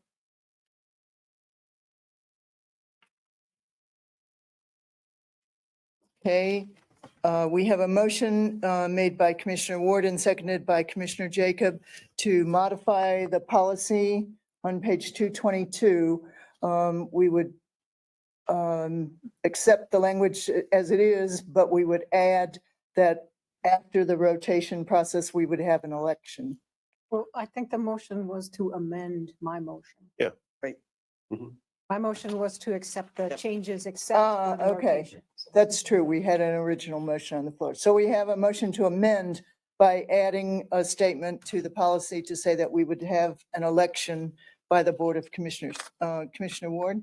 I would be remiss if I didn't ask Commissioner Olson the same question. I just don't understand, and my constituents have asked why you express yourself that you're so against a rotation. My constituents have asked me to honor the order, the statute, so that's why. Thank you. Okay, thank you. Okay, so let's vote on the amendment first. Is there further discussion on the amendment? Okay, seeing none, let's vote on the amendment, and that's to add to the policy that we would, after the rotation process, we would have an election by the county board for the chair. All those in favor of that amendment signify by saying aye. Aye. All those opposed? Nay. Nay. Okay, the amendment fails. So let's go to the original motion to accept all of the changes except the rotation policy as stated, paragraph 2 on page 222. Madam Chair. Yes. I wanted to ask the county attorney, because of a question that was raised at the last meeting when you weren't present by Administrator Holte, that had to do with, so under meeting decorum, it used to say all attendees will adhere to the Winona County's respectful workplace policy. And she provided us some additional language on that, but she had indicated that in past conversations, I think maybe years ago, that you had some, like you felt like that needed to be in there and there maybe were some legal justifications for that. And I wanted to inquire. Give me the page number, sorry. I was Yes, so looking in our at- packet, I think it's 222. It's item number 2. Yeah, under meeting decorum.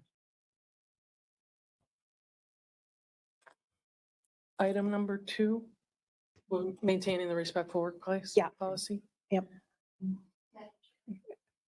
Sorry. Well, yeah, I'll think about it while she's. Interim Administrator Ms. Holte. Holte is speaking. Ms. Sonneman, the thought was, I recall conversation about the intent of having that language in there so that the board had a means of holding the public accountable to behavior and expectation in their meetings. So that the public had a means to hold the board accountable. Sort of, Vice right? versa. Yeah. Mhm. Yeah. Yeah, and I mean, the original policy, what all attendees will adhere to the respectful workplace, and now you want to put in just basically stating what the policy is, which both applies to attendees and the board too. I mean, so I think the reference by itself is sufficient to give notice to all who participate at a board meeting, whether they be board members or the public, that there be a respectful environment. I'm comfortable with that language. And again, the respectful workplace policy is a personnel policy as well that applies then to staff. We've had discussions in the past as to whether it applies to commissioners. I'm not going to get into that. But Oh, I'm not in charge. Commissioner Jacob. Does the county have the authority to hold the public to this policy? I mean, when they come in, how are they supposed to have known? Do we have to have them sign a waiver that they've read the respectful workplace policy before they sit down? I mean, we have authority over our employees and maybe the board, but I mean, it seems like a good expectation.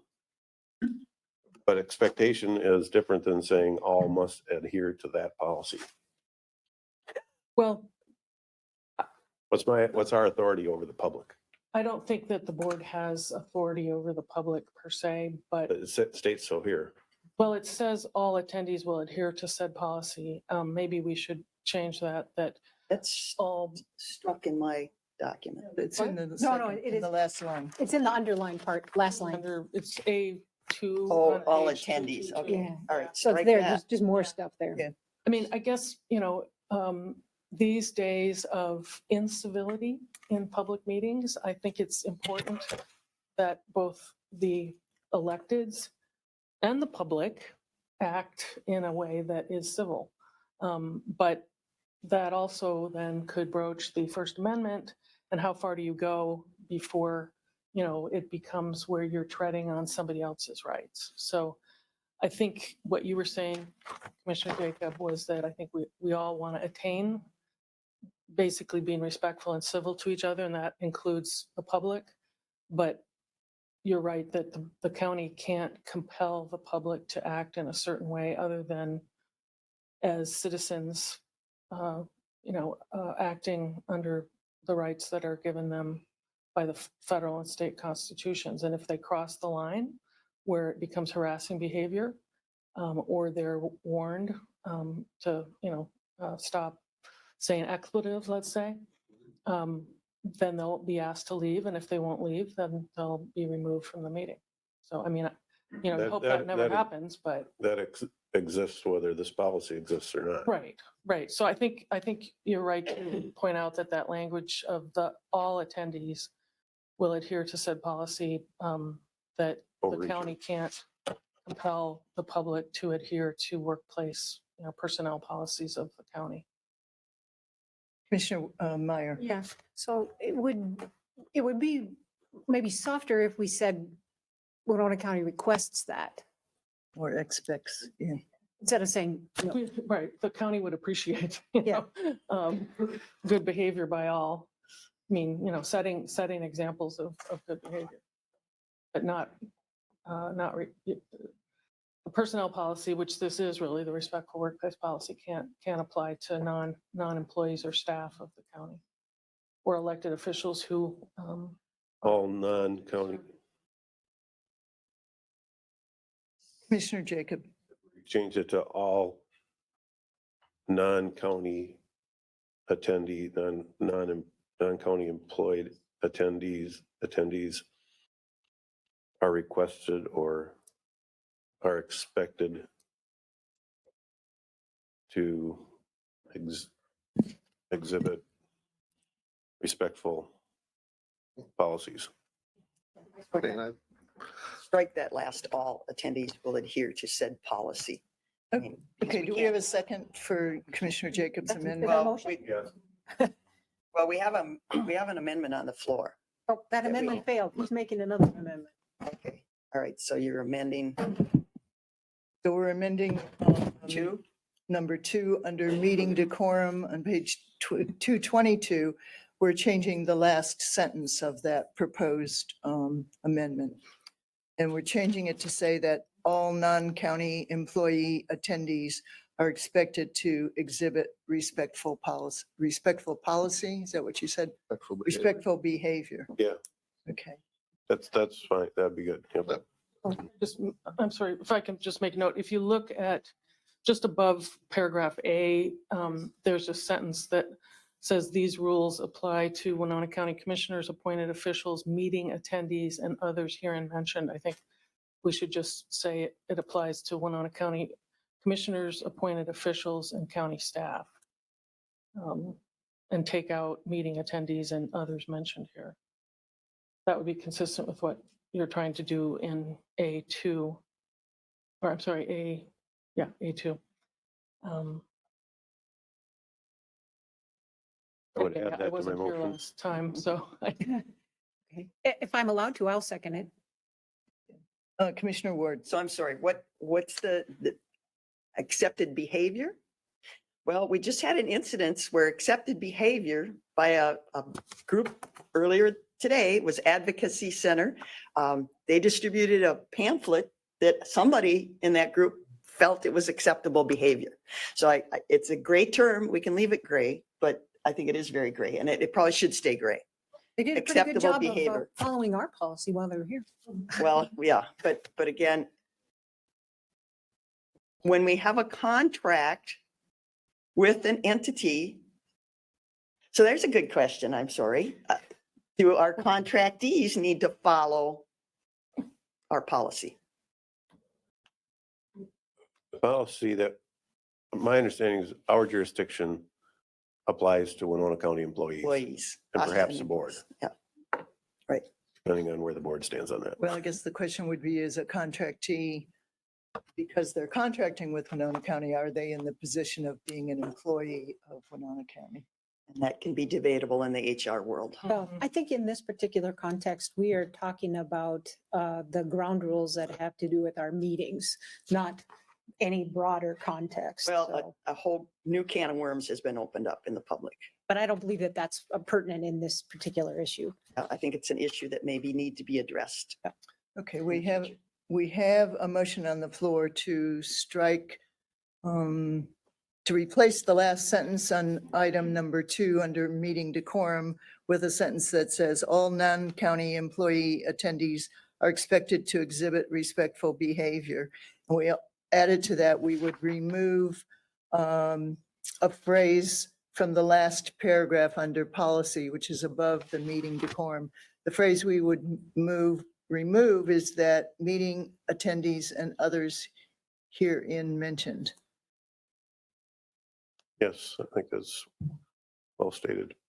I think we would somehow need to add in there, in that removal statement, that we're expecting Winona County employees to adhere also, but I would recommend that. Or Rules county apply to staff. Winona County Commissioners, appointed officials, and Winona County employees. okay, let me restate the motion just for clarity. We're amending item number 2 under meeting decorum to say, we're amending the last sentence to say all non-county employee attendees are expected to exhibit respectful behavior. And we're changing the last paragraph under policy to say these rules apply to Winona County Commissioners, appointed officials, Winona County employees, and we're striking the next phrase, which is meeting attendees and others herein mentioned. I'm sorry, when, Is that, I feel like I'm going down a rabbit hole. here. It talks about appointed officials. It should also include elected officials, because beyond the commissioners, there are 4 elected officials. So. How about appointed and elected officials? yeah, that's I a think you good, just remove commissioners. Well, because we're. Well, We're elected. That's true. Yeah. You're right. Right. Okay, all right. Does anybody need to have that restated one more time? I still second it. Okay, we have a motion made by Commissioner Jacob, seconded by Commissioner Meyer to make the changes in the meeting decorum section and in the third paragraph of the policy statement on page 222. Is there any further discussion? Okay, all those in favor of the amendments and the changes signify by saying aye. Aye. Aye. Oppose? Nay. Okay, the amendment passes 4-1. The motion passes, which amends the statements 4-1. Okay, and are we finished? Is there No, further go ahead. discussion on our policy? Got page 223, 24, and 25 to go yet. No, My there's a motion, motion on the floor. yeah, my motion was to approve everything except the rotation. Okay, okay. So that So motion we is still have, on the floor. Then we amended it. And we meant, okay. Let me get this straight. All right, so let's go to the main motion. Commissioner Ward. Okay, I do have a question because it was brought up in a internet conversation. So these are county board ground rules, which apply to both meetings here in this room and our general conduct. I'm assuming. Is that a right assumption? Hearing nothing, I say. So there was a discussion about, we all receive emails where the email is addressed to all of us. And there was a comment made that, yes, as to avoid any open meeting law violations and such, we can't reply all. And I totally agree with that, but it does not inhibit. And so I'm looking for the phrase here. I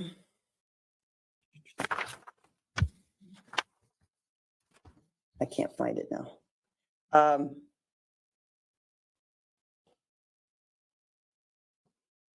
Why can't I find it? But anyway, my point is that we can, for the public to know, we can respond individually to any email, mass email that comes. And directly to that person that sent the email. There is nothing in our rules or anything that prohibits us from answering a constituent's question. And I think there was a little miscommunication as to that. And it was talking here about, I apologize, I cannot see where I wanted to go to, but it was about our behavior and how we conduct ourselves in a respectful place and everything. So we can answer mass emails that are sent to all of us back to the original emailer. There's nothing wrong with us doing that. So that just clarification. Staff can email to all. Yes, staff can email to all and stuff. Okay. Madam Chair. Yes, I Commissioner think Meyer. the one concern with that, Commissioner Ward, is to not include emails. Like sometimes people just answer and don't delete the whole string that's below, and that sometimes I have gotten emails like that that contain other commissioners' responses. And that could lead to something that seems like it could potentially break the open meeting law. That's the only thing. I agree. It's interesting to see other responses, but it could lead to a violation of the open meeting law. But, okay, then I'll ask for legal. And there are chains. So if you respond to the person who sent it to you, and heaven forbid technology, you didn't delete the chain, is that problematic? Because when you hit reply, our world of technology, it copies the whole chain. everything. Yeah, yeah. Unless So now it has that little blurb that says, do you want all of it or just, I don't know if I've seen that blurb. It's on our, I don't know if it's part of our new thing. Oh, well, and I've expressed, we don't, on our systems, have everything that the county has. Oh. We don't have all the, It's basically saying, do you want all of it or the interactive parts of it to continue? And you can say no. I have seen that message. I haven't Yes. seen any of that. Okay. When you hit reply, it says, do you want include all or not the amendment, not the. So you don't have to have. Is that a huge separate email button? string. Right. No, it's a little. It's a. Little, well, Well, it's not I'll a separate. I haven't. It's seen an it. automatic request when you hit reply. I don't always see it, but I've seen it in terms of like, do you want me, it's like, do you want to load the additional sections of this email that have? Right, you want the full. It's kind So of, it's asking for you a yes or no. Well, it says, I've been asked if I want to send attachments, but sometimes there's Yeah. verbiage there that isn't attachments. Okay, well, we'll have to Yeah, look for check it. our, Yeah, look with for our it. county email, I'm looking to Mhm. interim administrator Hulte. I've never seen that and stuff. So I guess that would be a valuable Mhm. resource, because a lot of times I just hit reply Mhm. and when I get emails, I respond to people. They Right. expect a And I would response. imagine there's some situations where the person that you responded to individually then sends a note with everything back to all the commissioners. Mhm. And then that creates a problem, but that's not something that a commissioner caused. Right, right. Okay. Commissioner Jacob. So I totally get the, not wanting to approach on the open meeting law, but and the idea of full transparency, but the idea that staff and constituents can have unlimited conversations while we're being held to this tighter standard, it feels like that's almost defeating the idea of the democratic process playing out. Open and transparent. Talk to the data practices office at the state. No, part of it is, Commissioner Jacob, the idea that as elected officials, you're. We can't, I held to a understand, we can't talk to different each other. Standard, right, yeah. And it creates the perception, if not the action, of a serial meeting. So, I understand that full well, but I'm just saying these other pieces seem counterproductive to democracy. There can be this whole other meeting going on outside of our meeting, and those people can, staff and community can discuss anything they want, practically, make their own decisions, and how they're gonna, use the. right, and the legislature's not made itself accountable to the open meeting law or the Supreme Court, or, I mean, there is some, inequities there of like, well, so, but yeah. I mean, I don't want to violate the open meeting law, but I want to be able to hear all this other activity that's going on so that I can be well informed when I come to a meeting. As far as I know, we have been included in the responses made by staff, so that we are in on the discussion, so to speak. We just haven't personally or individually made comments.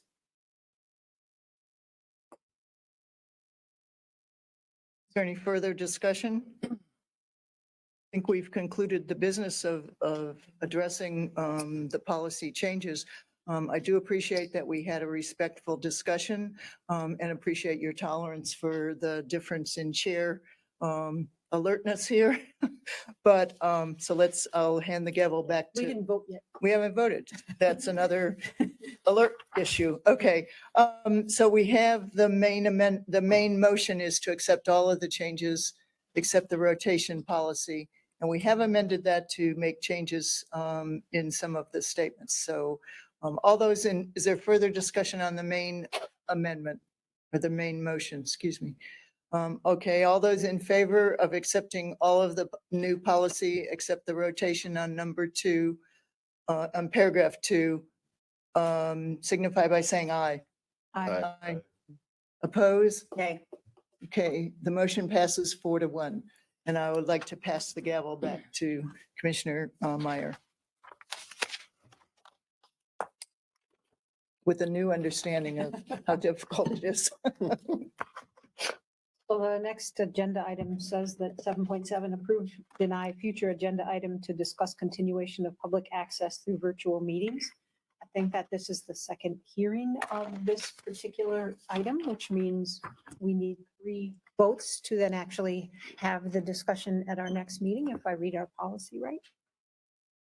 Yeah, so I'm the one who has to have this on the agenda, so I guess, limited discussion at this point yet, but I certainly, the policies that were developed during COVID, brought this whole internet world kind of into our meetings, and I don't really want to go backward from that, so that's why I'm asking to have this broader discussion.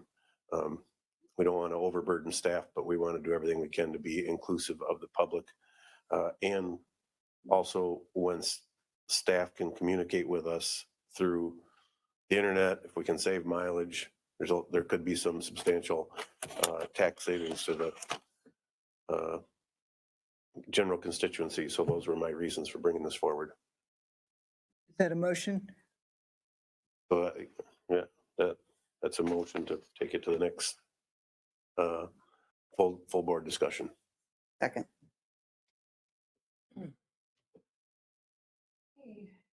Advancing this topic to the next board meeting so that we can have a full discussion has been, the motion has been made by Commissioner Jacob, and it has been seconded by Commissioner Ward. Is there any discussion? I would just ask that you direct my office. I've looked at this issue many, many times during the pandemic, which technically we're still in. So I would like to prepare a memo for you to consider as far as what your options are, because the law data practices office has some great memos. So does MCIT, speaking of who was taking pictures today, on this issue, because there's still some, I think, questions about what's allowed and what's not. So I'd be glad to prepare that. And that would be for whenever the next meeting is, because I see the next agenda item is May 24th is problematic. So if you could direct. I think that's all great, a great idea, but until we have 3 votes, we don't know that it's going there. I'm just adding to the discussion. So Jacob, would you want to have that information when we have the discussion, or would you like to have the discussion? Sure. I would, yeah. How does everybody feel about that? Yes, Sort of Yeah. looking I think it would be helpful. Yeah, the playing field has changed, so yes. Ms. We need to Pauley, know. did you want to share something with us?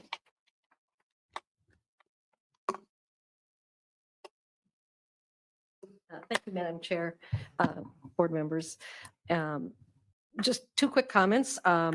We heard from one member of the EDA requesting that all of the commissions and committees and so on have enough staff to have Ring Central be present. So some meetings that we have sometimes remotely, like parks, it could be a little bit challenging, but I wanted to say that that's the only individual that we've heard from. However, my second point is, and this is just for information for the commissioners, is that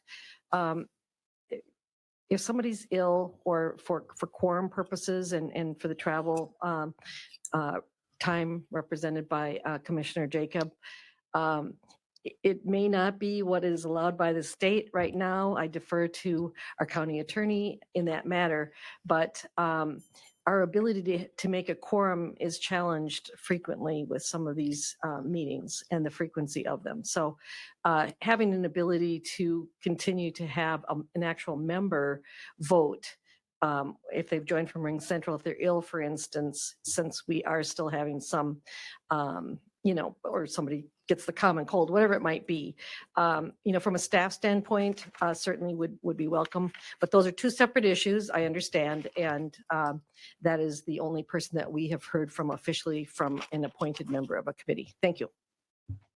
Any further discussion? I have a question based on Director Qualley's statement.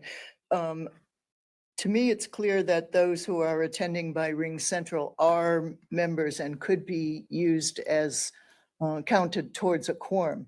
They are not? Not anymore, that's my understanding. They're not present. Changed. Again, I defer to the county attorney on this. Okay. And that's why we need to do a. Yeah, then review of that's the why we need to look at our existing options. law and Okay. I mean, there was some discussions of, the legislature either making. Great discussion. I'm items, sorry. and we discuss it. Commissioner Ward and Commissioner Jacob.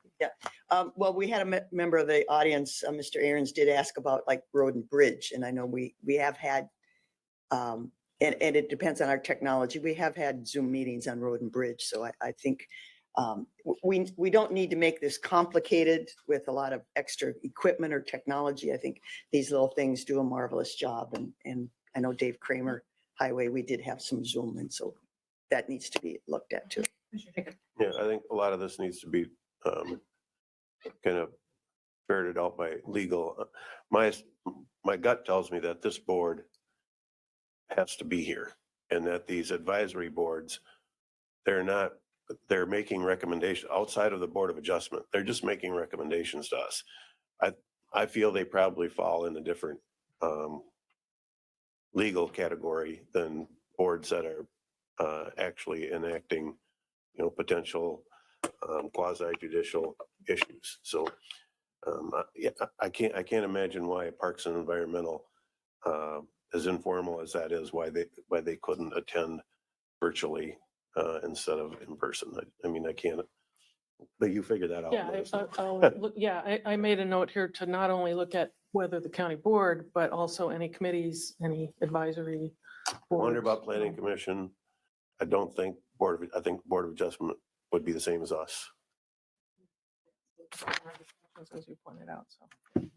Yeah, it seems to me that the question then becomes, do our committees have to meet quorum requirements or quorum requests or whatever? So that'll all be spelled out in legal. So I appreciate Attorney Sonneman's offer to give us a nice public or nice legal statement on what our options are. Further discussion? Hearing none. All those in favor of moving this topic to our next meeting? Approval, denial of future agenda item to discuss continuation of public access through virtual meetings. This was moved by Commissioner Jacob, second by Commissioner Ward. Did you want to speak? I have a discussion. Oh, please. Okay, Commissioner. I thought we were moving it to a future meeting. Did you say, Attorney Sonneman, did you say you would not be available for the 24th? No, the next item is for you to discuss the fact that the 24th falls on an election. Oh, that's right. Okay. So. So it'll be at our next meeting, yeah. which will not be on the 24th. Okay. Well, and that's a question. I mean, we asked for things to be done. I don't know that we've stated that it needs to be the next meeting, because that doesn't give staff adequate time to research these things. And it's not that hot of a topic that demands a strict timeline. So I don't know, in these requests for future board actions, do we put a timeline to them to allow staff to figure out how to balance and justify? I know the other last meeting, so we asked for a study on space. Well, does that demand, a week's time or 6 months' time? And we don't need to overburden staff with these lists of I agree. things. So I don't know if we want to put a timeline on things or as needed. Well, I feel like this is quite pertinent right now. We're transitioning out of a pandemic into regular operations, how they're going to look moving forward. The timing on this to me seems like. Or do we put a 60-day rule on it? They come back to us in 60 days, and if they The don't. attorney has already offered to address this before the next meeting. So Yeah, I have a lot of materials. I would be Well, then- happy to keep it moving forward. And Madam Chair, I don't disagree to keep it moving forward, but I don't need to change their workload to accommodate sometimes some of the things that we're asking for that I don't know that are as strict time sensitive, is all I'm saying. And I appreciate that, Commissioner Ward, but this is a subject that we've addressed before during the pandemic, and yes. So. And the legislator is messing with it. Yes. So it is in your timeline to give us that information by the Depending next on whenever meeting. you select the next meeting to, or early. If we in say June. tomorrow, probably not. This afternoon. Not that. That's all. That was my point. Any further discussion? Okay, hearing none. All those in favor of advancing this agenda item signify by saying aye. Aye. Anyone opposed? Okay, moves forward. The next agenda item is discussion determine end of May county board meeting date and time. The issue is that the next board meeting was scheduled to happen on the special election for Congressional District 1 primary. And there is a state statute that doesn't allow that.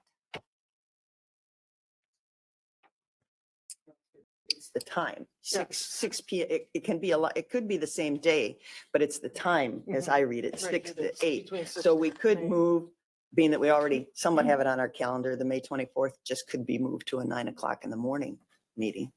and then we would comply, correct? Correct. Really?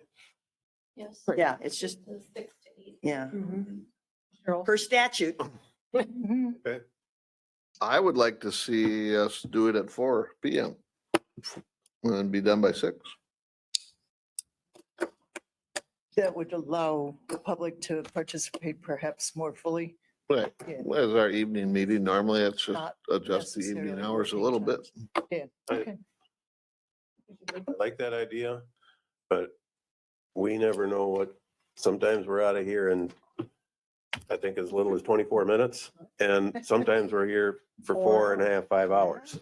So if the public comes and they've got 20 minutes, 30 minutes of public comment, I can't put a 2-hour limit on our meeting. So I think we have to have, like every meeting has to be open-ended, and potentially there's got to be probably 5 hours there. So I can't support 4 PM because of that. I would I would move hope to, we can do it. yeah, I would move to reestablish the time of the May 24th meeting to 9 o'clock in the morning. I'll second that. I'm sorry, I probably won't be there because I have a 8:15 meeting, and then some of us have the jail design and construction committee meeting at 9. So, Oh, 10 AM? They 9 haven't a.m. shown up on my calendar Okay. as of late for some reason. yeah, so if there could be a different day, Oh, I would appreciate it from the staff point of view.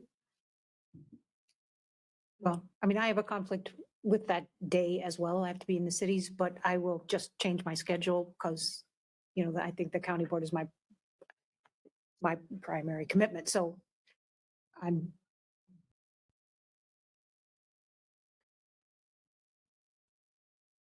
Does 10 or 11 work for you? Yeah, I mean. 10 AM, 10 AM works, Anytime okay? between 10 and 6. Okay, I'll withdraw my motion. I move that we do it on the 24th at 10 AM. I'll second that. Commissioner Jacob has moved, Commissioner Ward has seconded that we keep it on the same day, which is the 24th, but move it to 10 AM.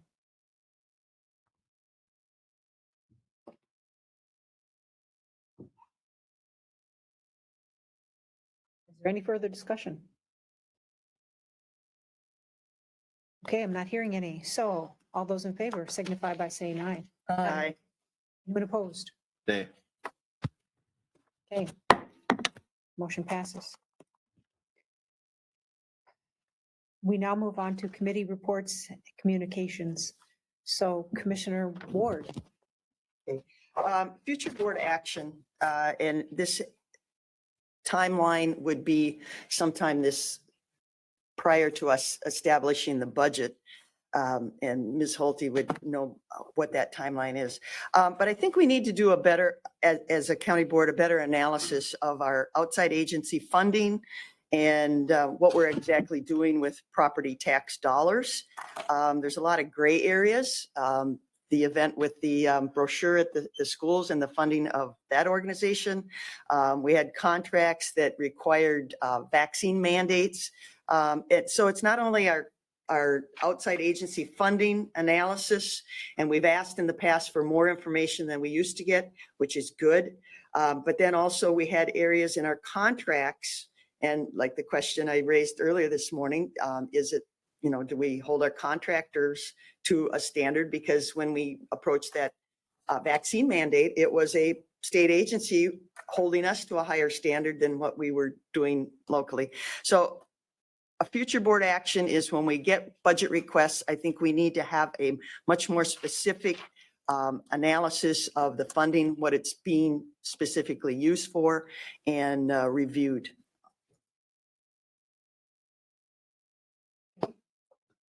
So all budget requests? Well, in particular, not necessarily staff, not regular business. It's the outside agencies and then with that reviewing into contracts, how we sign contracts and how we Well, review okay, so now contracts. you're saying that outside agency budget requests, but I don't understand. That's one of them, yes. Okay. What else? I mean, we get contracts, like for Health and Human Services for mandated things that we must do. What are you asking for with that? Right. Well, with the contracts, as Ms. Hulte said, we had a contract this morning that had to be pulled because of some verbiage and things like that. I think we definitely, one of the things with contracts that a lot of them are reviewed year by year, but I had never seen a red line contract saying this has changed or this has changed. And I'm not sure, I know legal reviews the contracts, but how detailed they review them and where we get clarity of what we're agreeing to. In order for this topic to advance, it would need a second. I have a request for a board action item, so I'm not going to second that. Mine is similar. I guess the question is, yes, is that when we're giving out property, property tax dollars, our scrutiny as to what they're being used for is what constituents have asked me to review and analyze. And when we look at, if you want to be specific, of course, we're not supposed to be getting specific now, but I have some specifics, but if nobody else supports it. Is there a second to this proposal for a board action? Hearing none, the board action does not advance. Commissioner Kavesi, you have an announcement? Yeah, I have an announcement. May is Mental Health Awareness Month, and people are encouraged to wear green. But if you don't happen to have green in your wardrobe, what I would just ask is that we pay particular attention to the mental health needs and the mental health resources in our county and support and assist any issues regarding mental health awareness. Related to that, the Hiawatha Valley Mental Health Organization in town recently has opened a pharmacy space inside their Sarnia Square office. And these will provide specific services for the Hiawatha Valley mental health clients and also for any public members that would like to receive their medications through this new pharmacy. But the bonus is, or the plus is that sometimes the mental health clients need specific follow-up or specific instructions or specific assistance in managing their prescriptions. And we now have a pharmacy right in the office that will be assisting with that. So I would just like to applaud Hiawatha Valley mental health efforts to improve services for Hiawatha for mental health in our county and other counties. They have a multi-county arrangement. So wear green, but if not, keep us in mind. Commissioner Jacob, you had Yes. proposed board action? Kind of along the lines of where Commissioner Ward was going.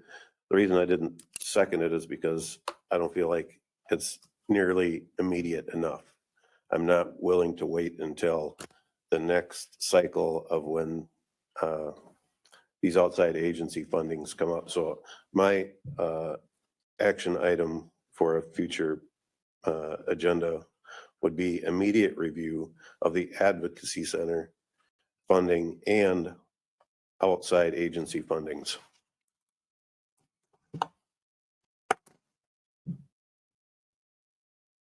I'll second that.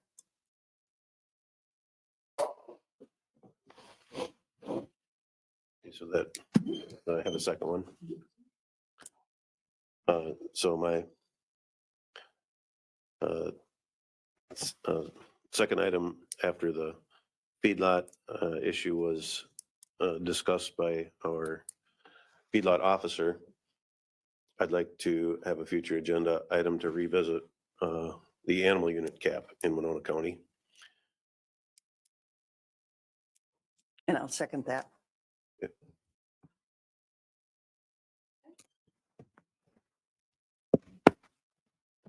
Motion to adjourn? Second. Any discussion?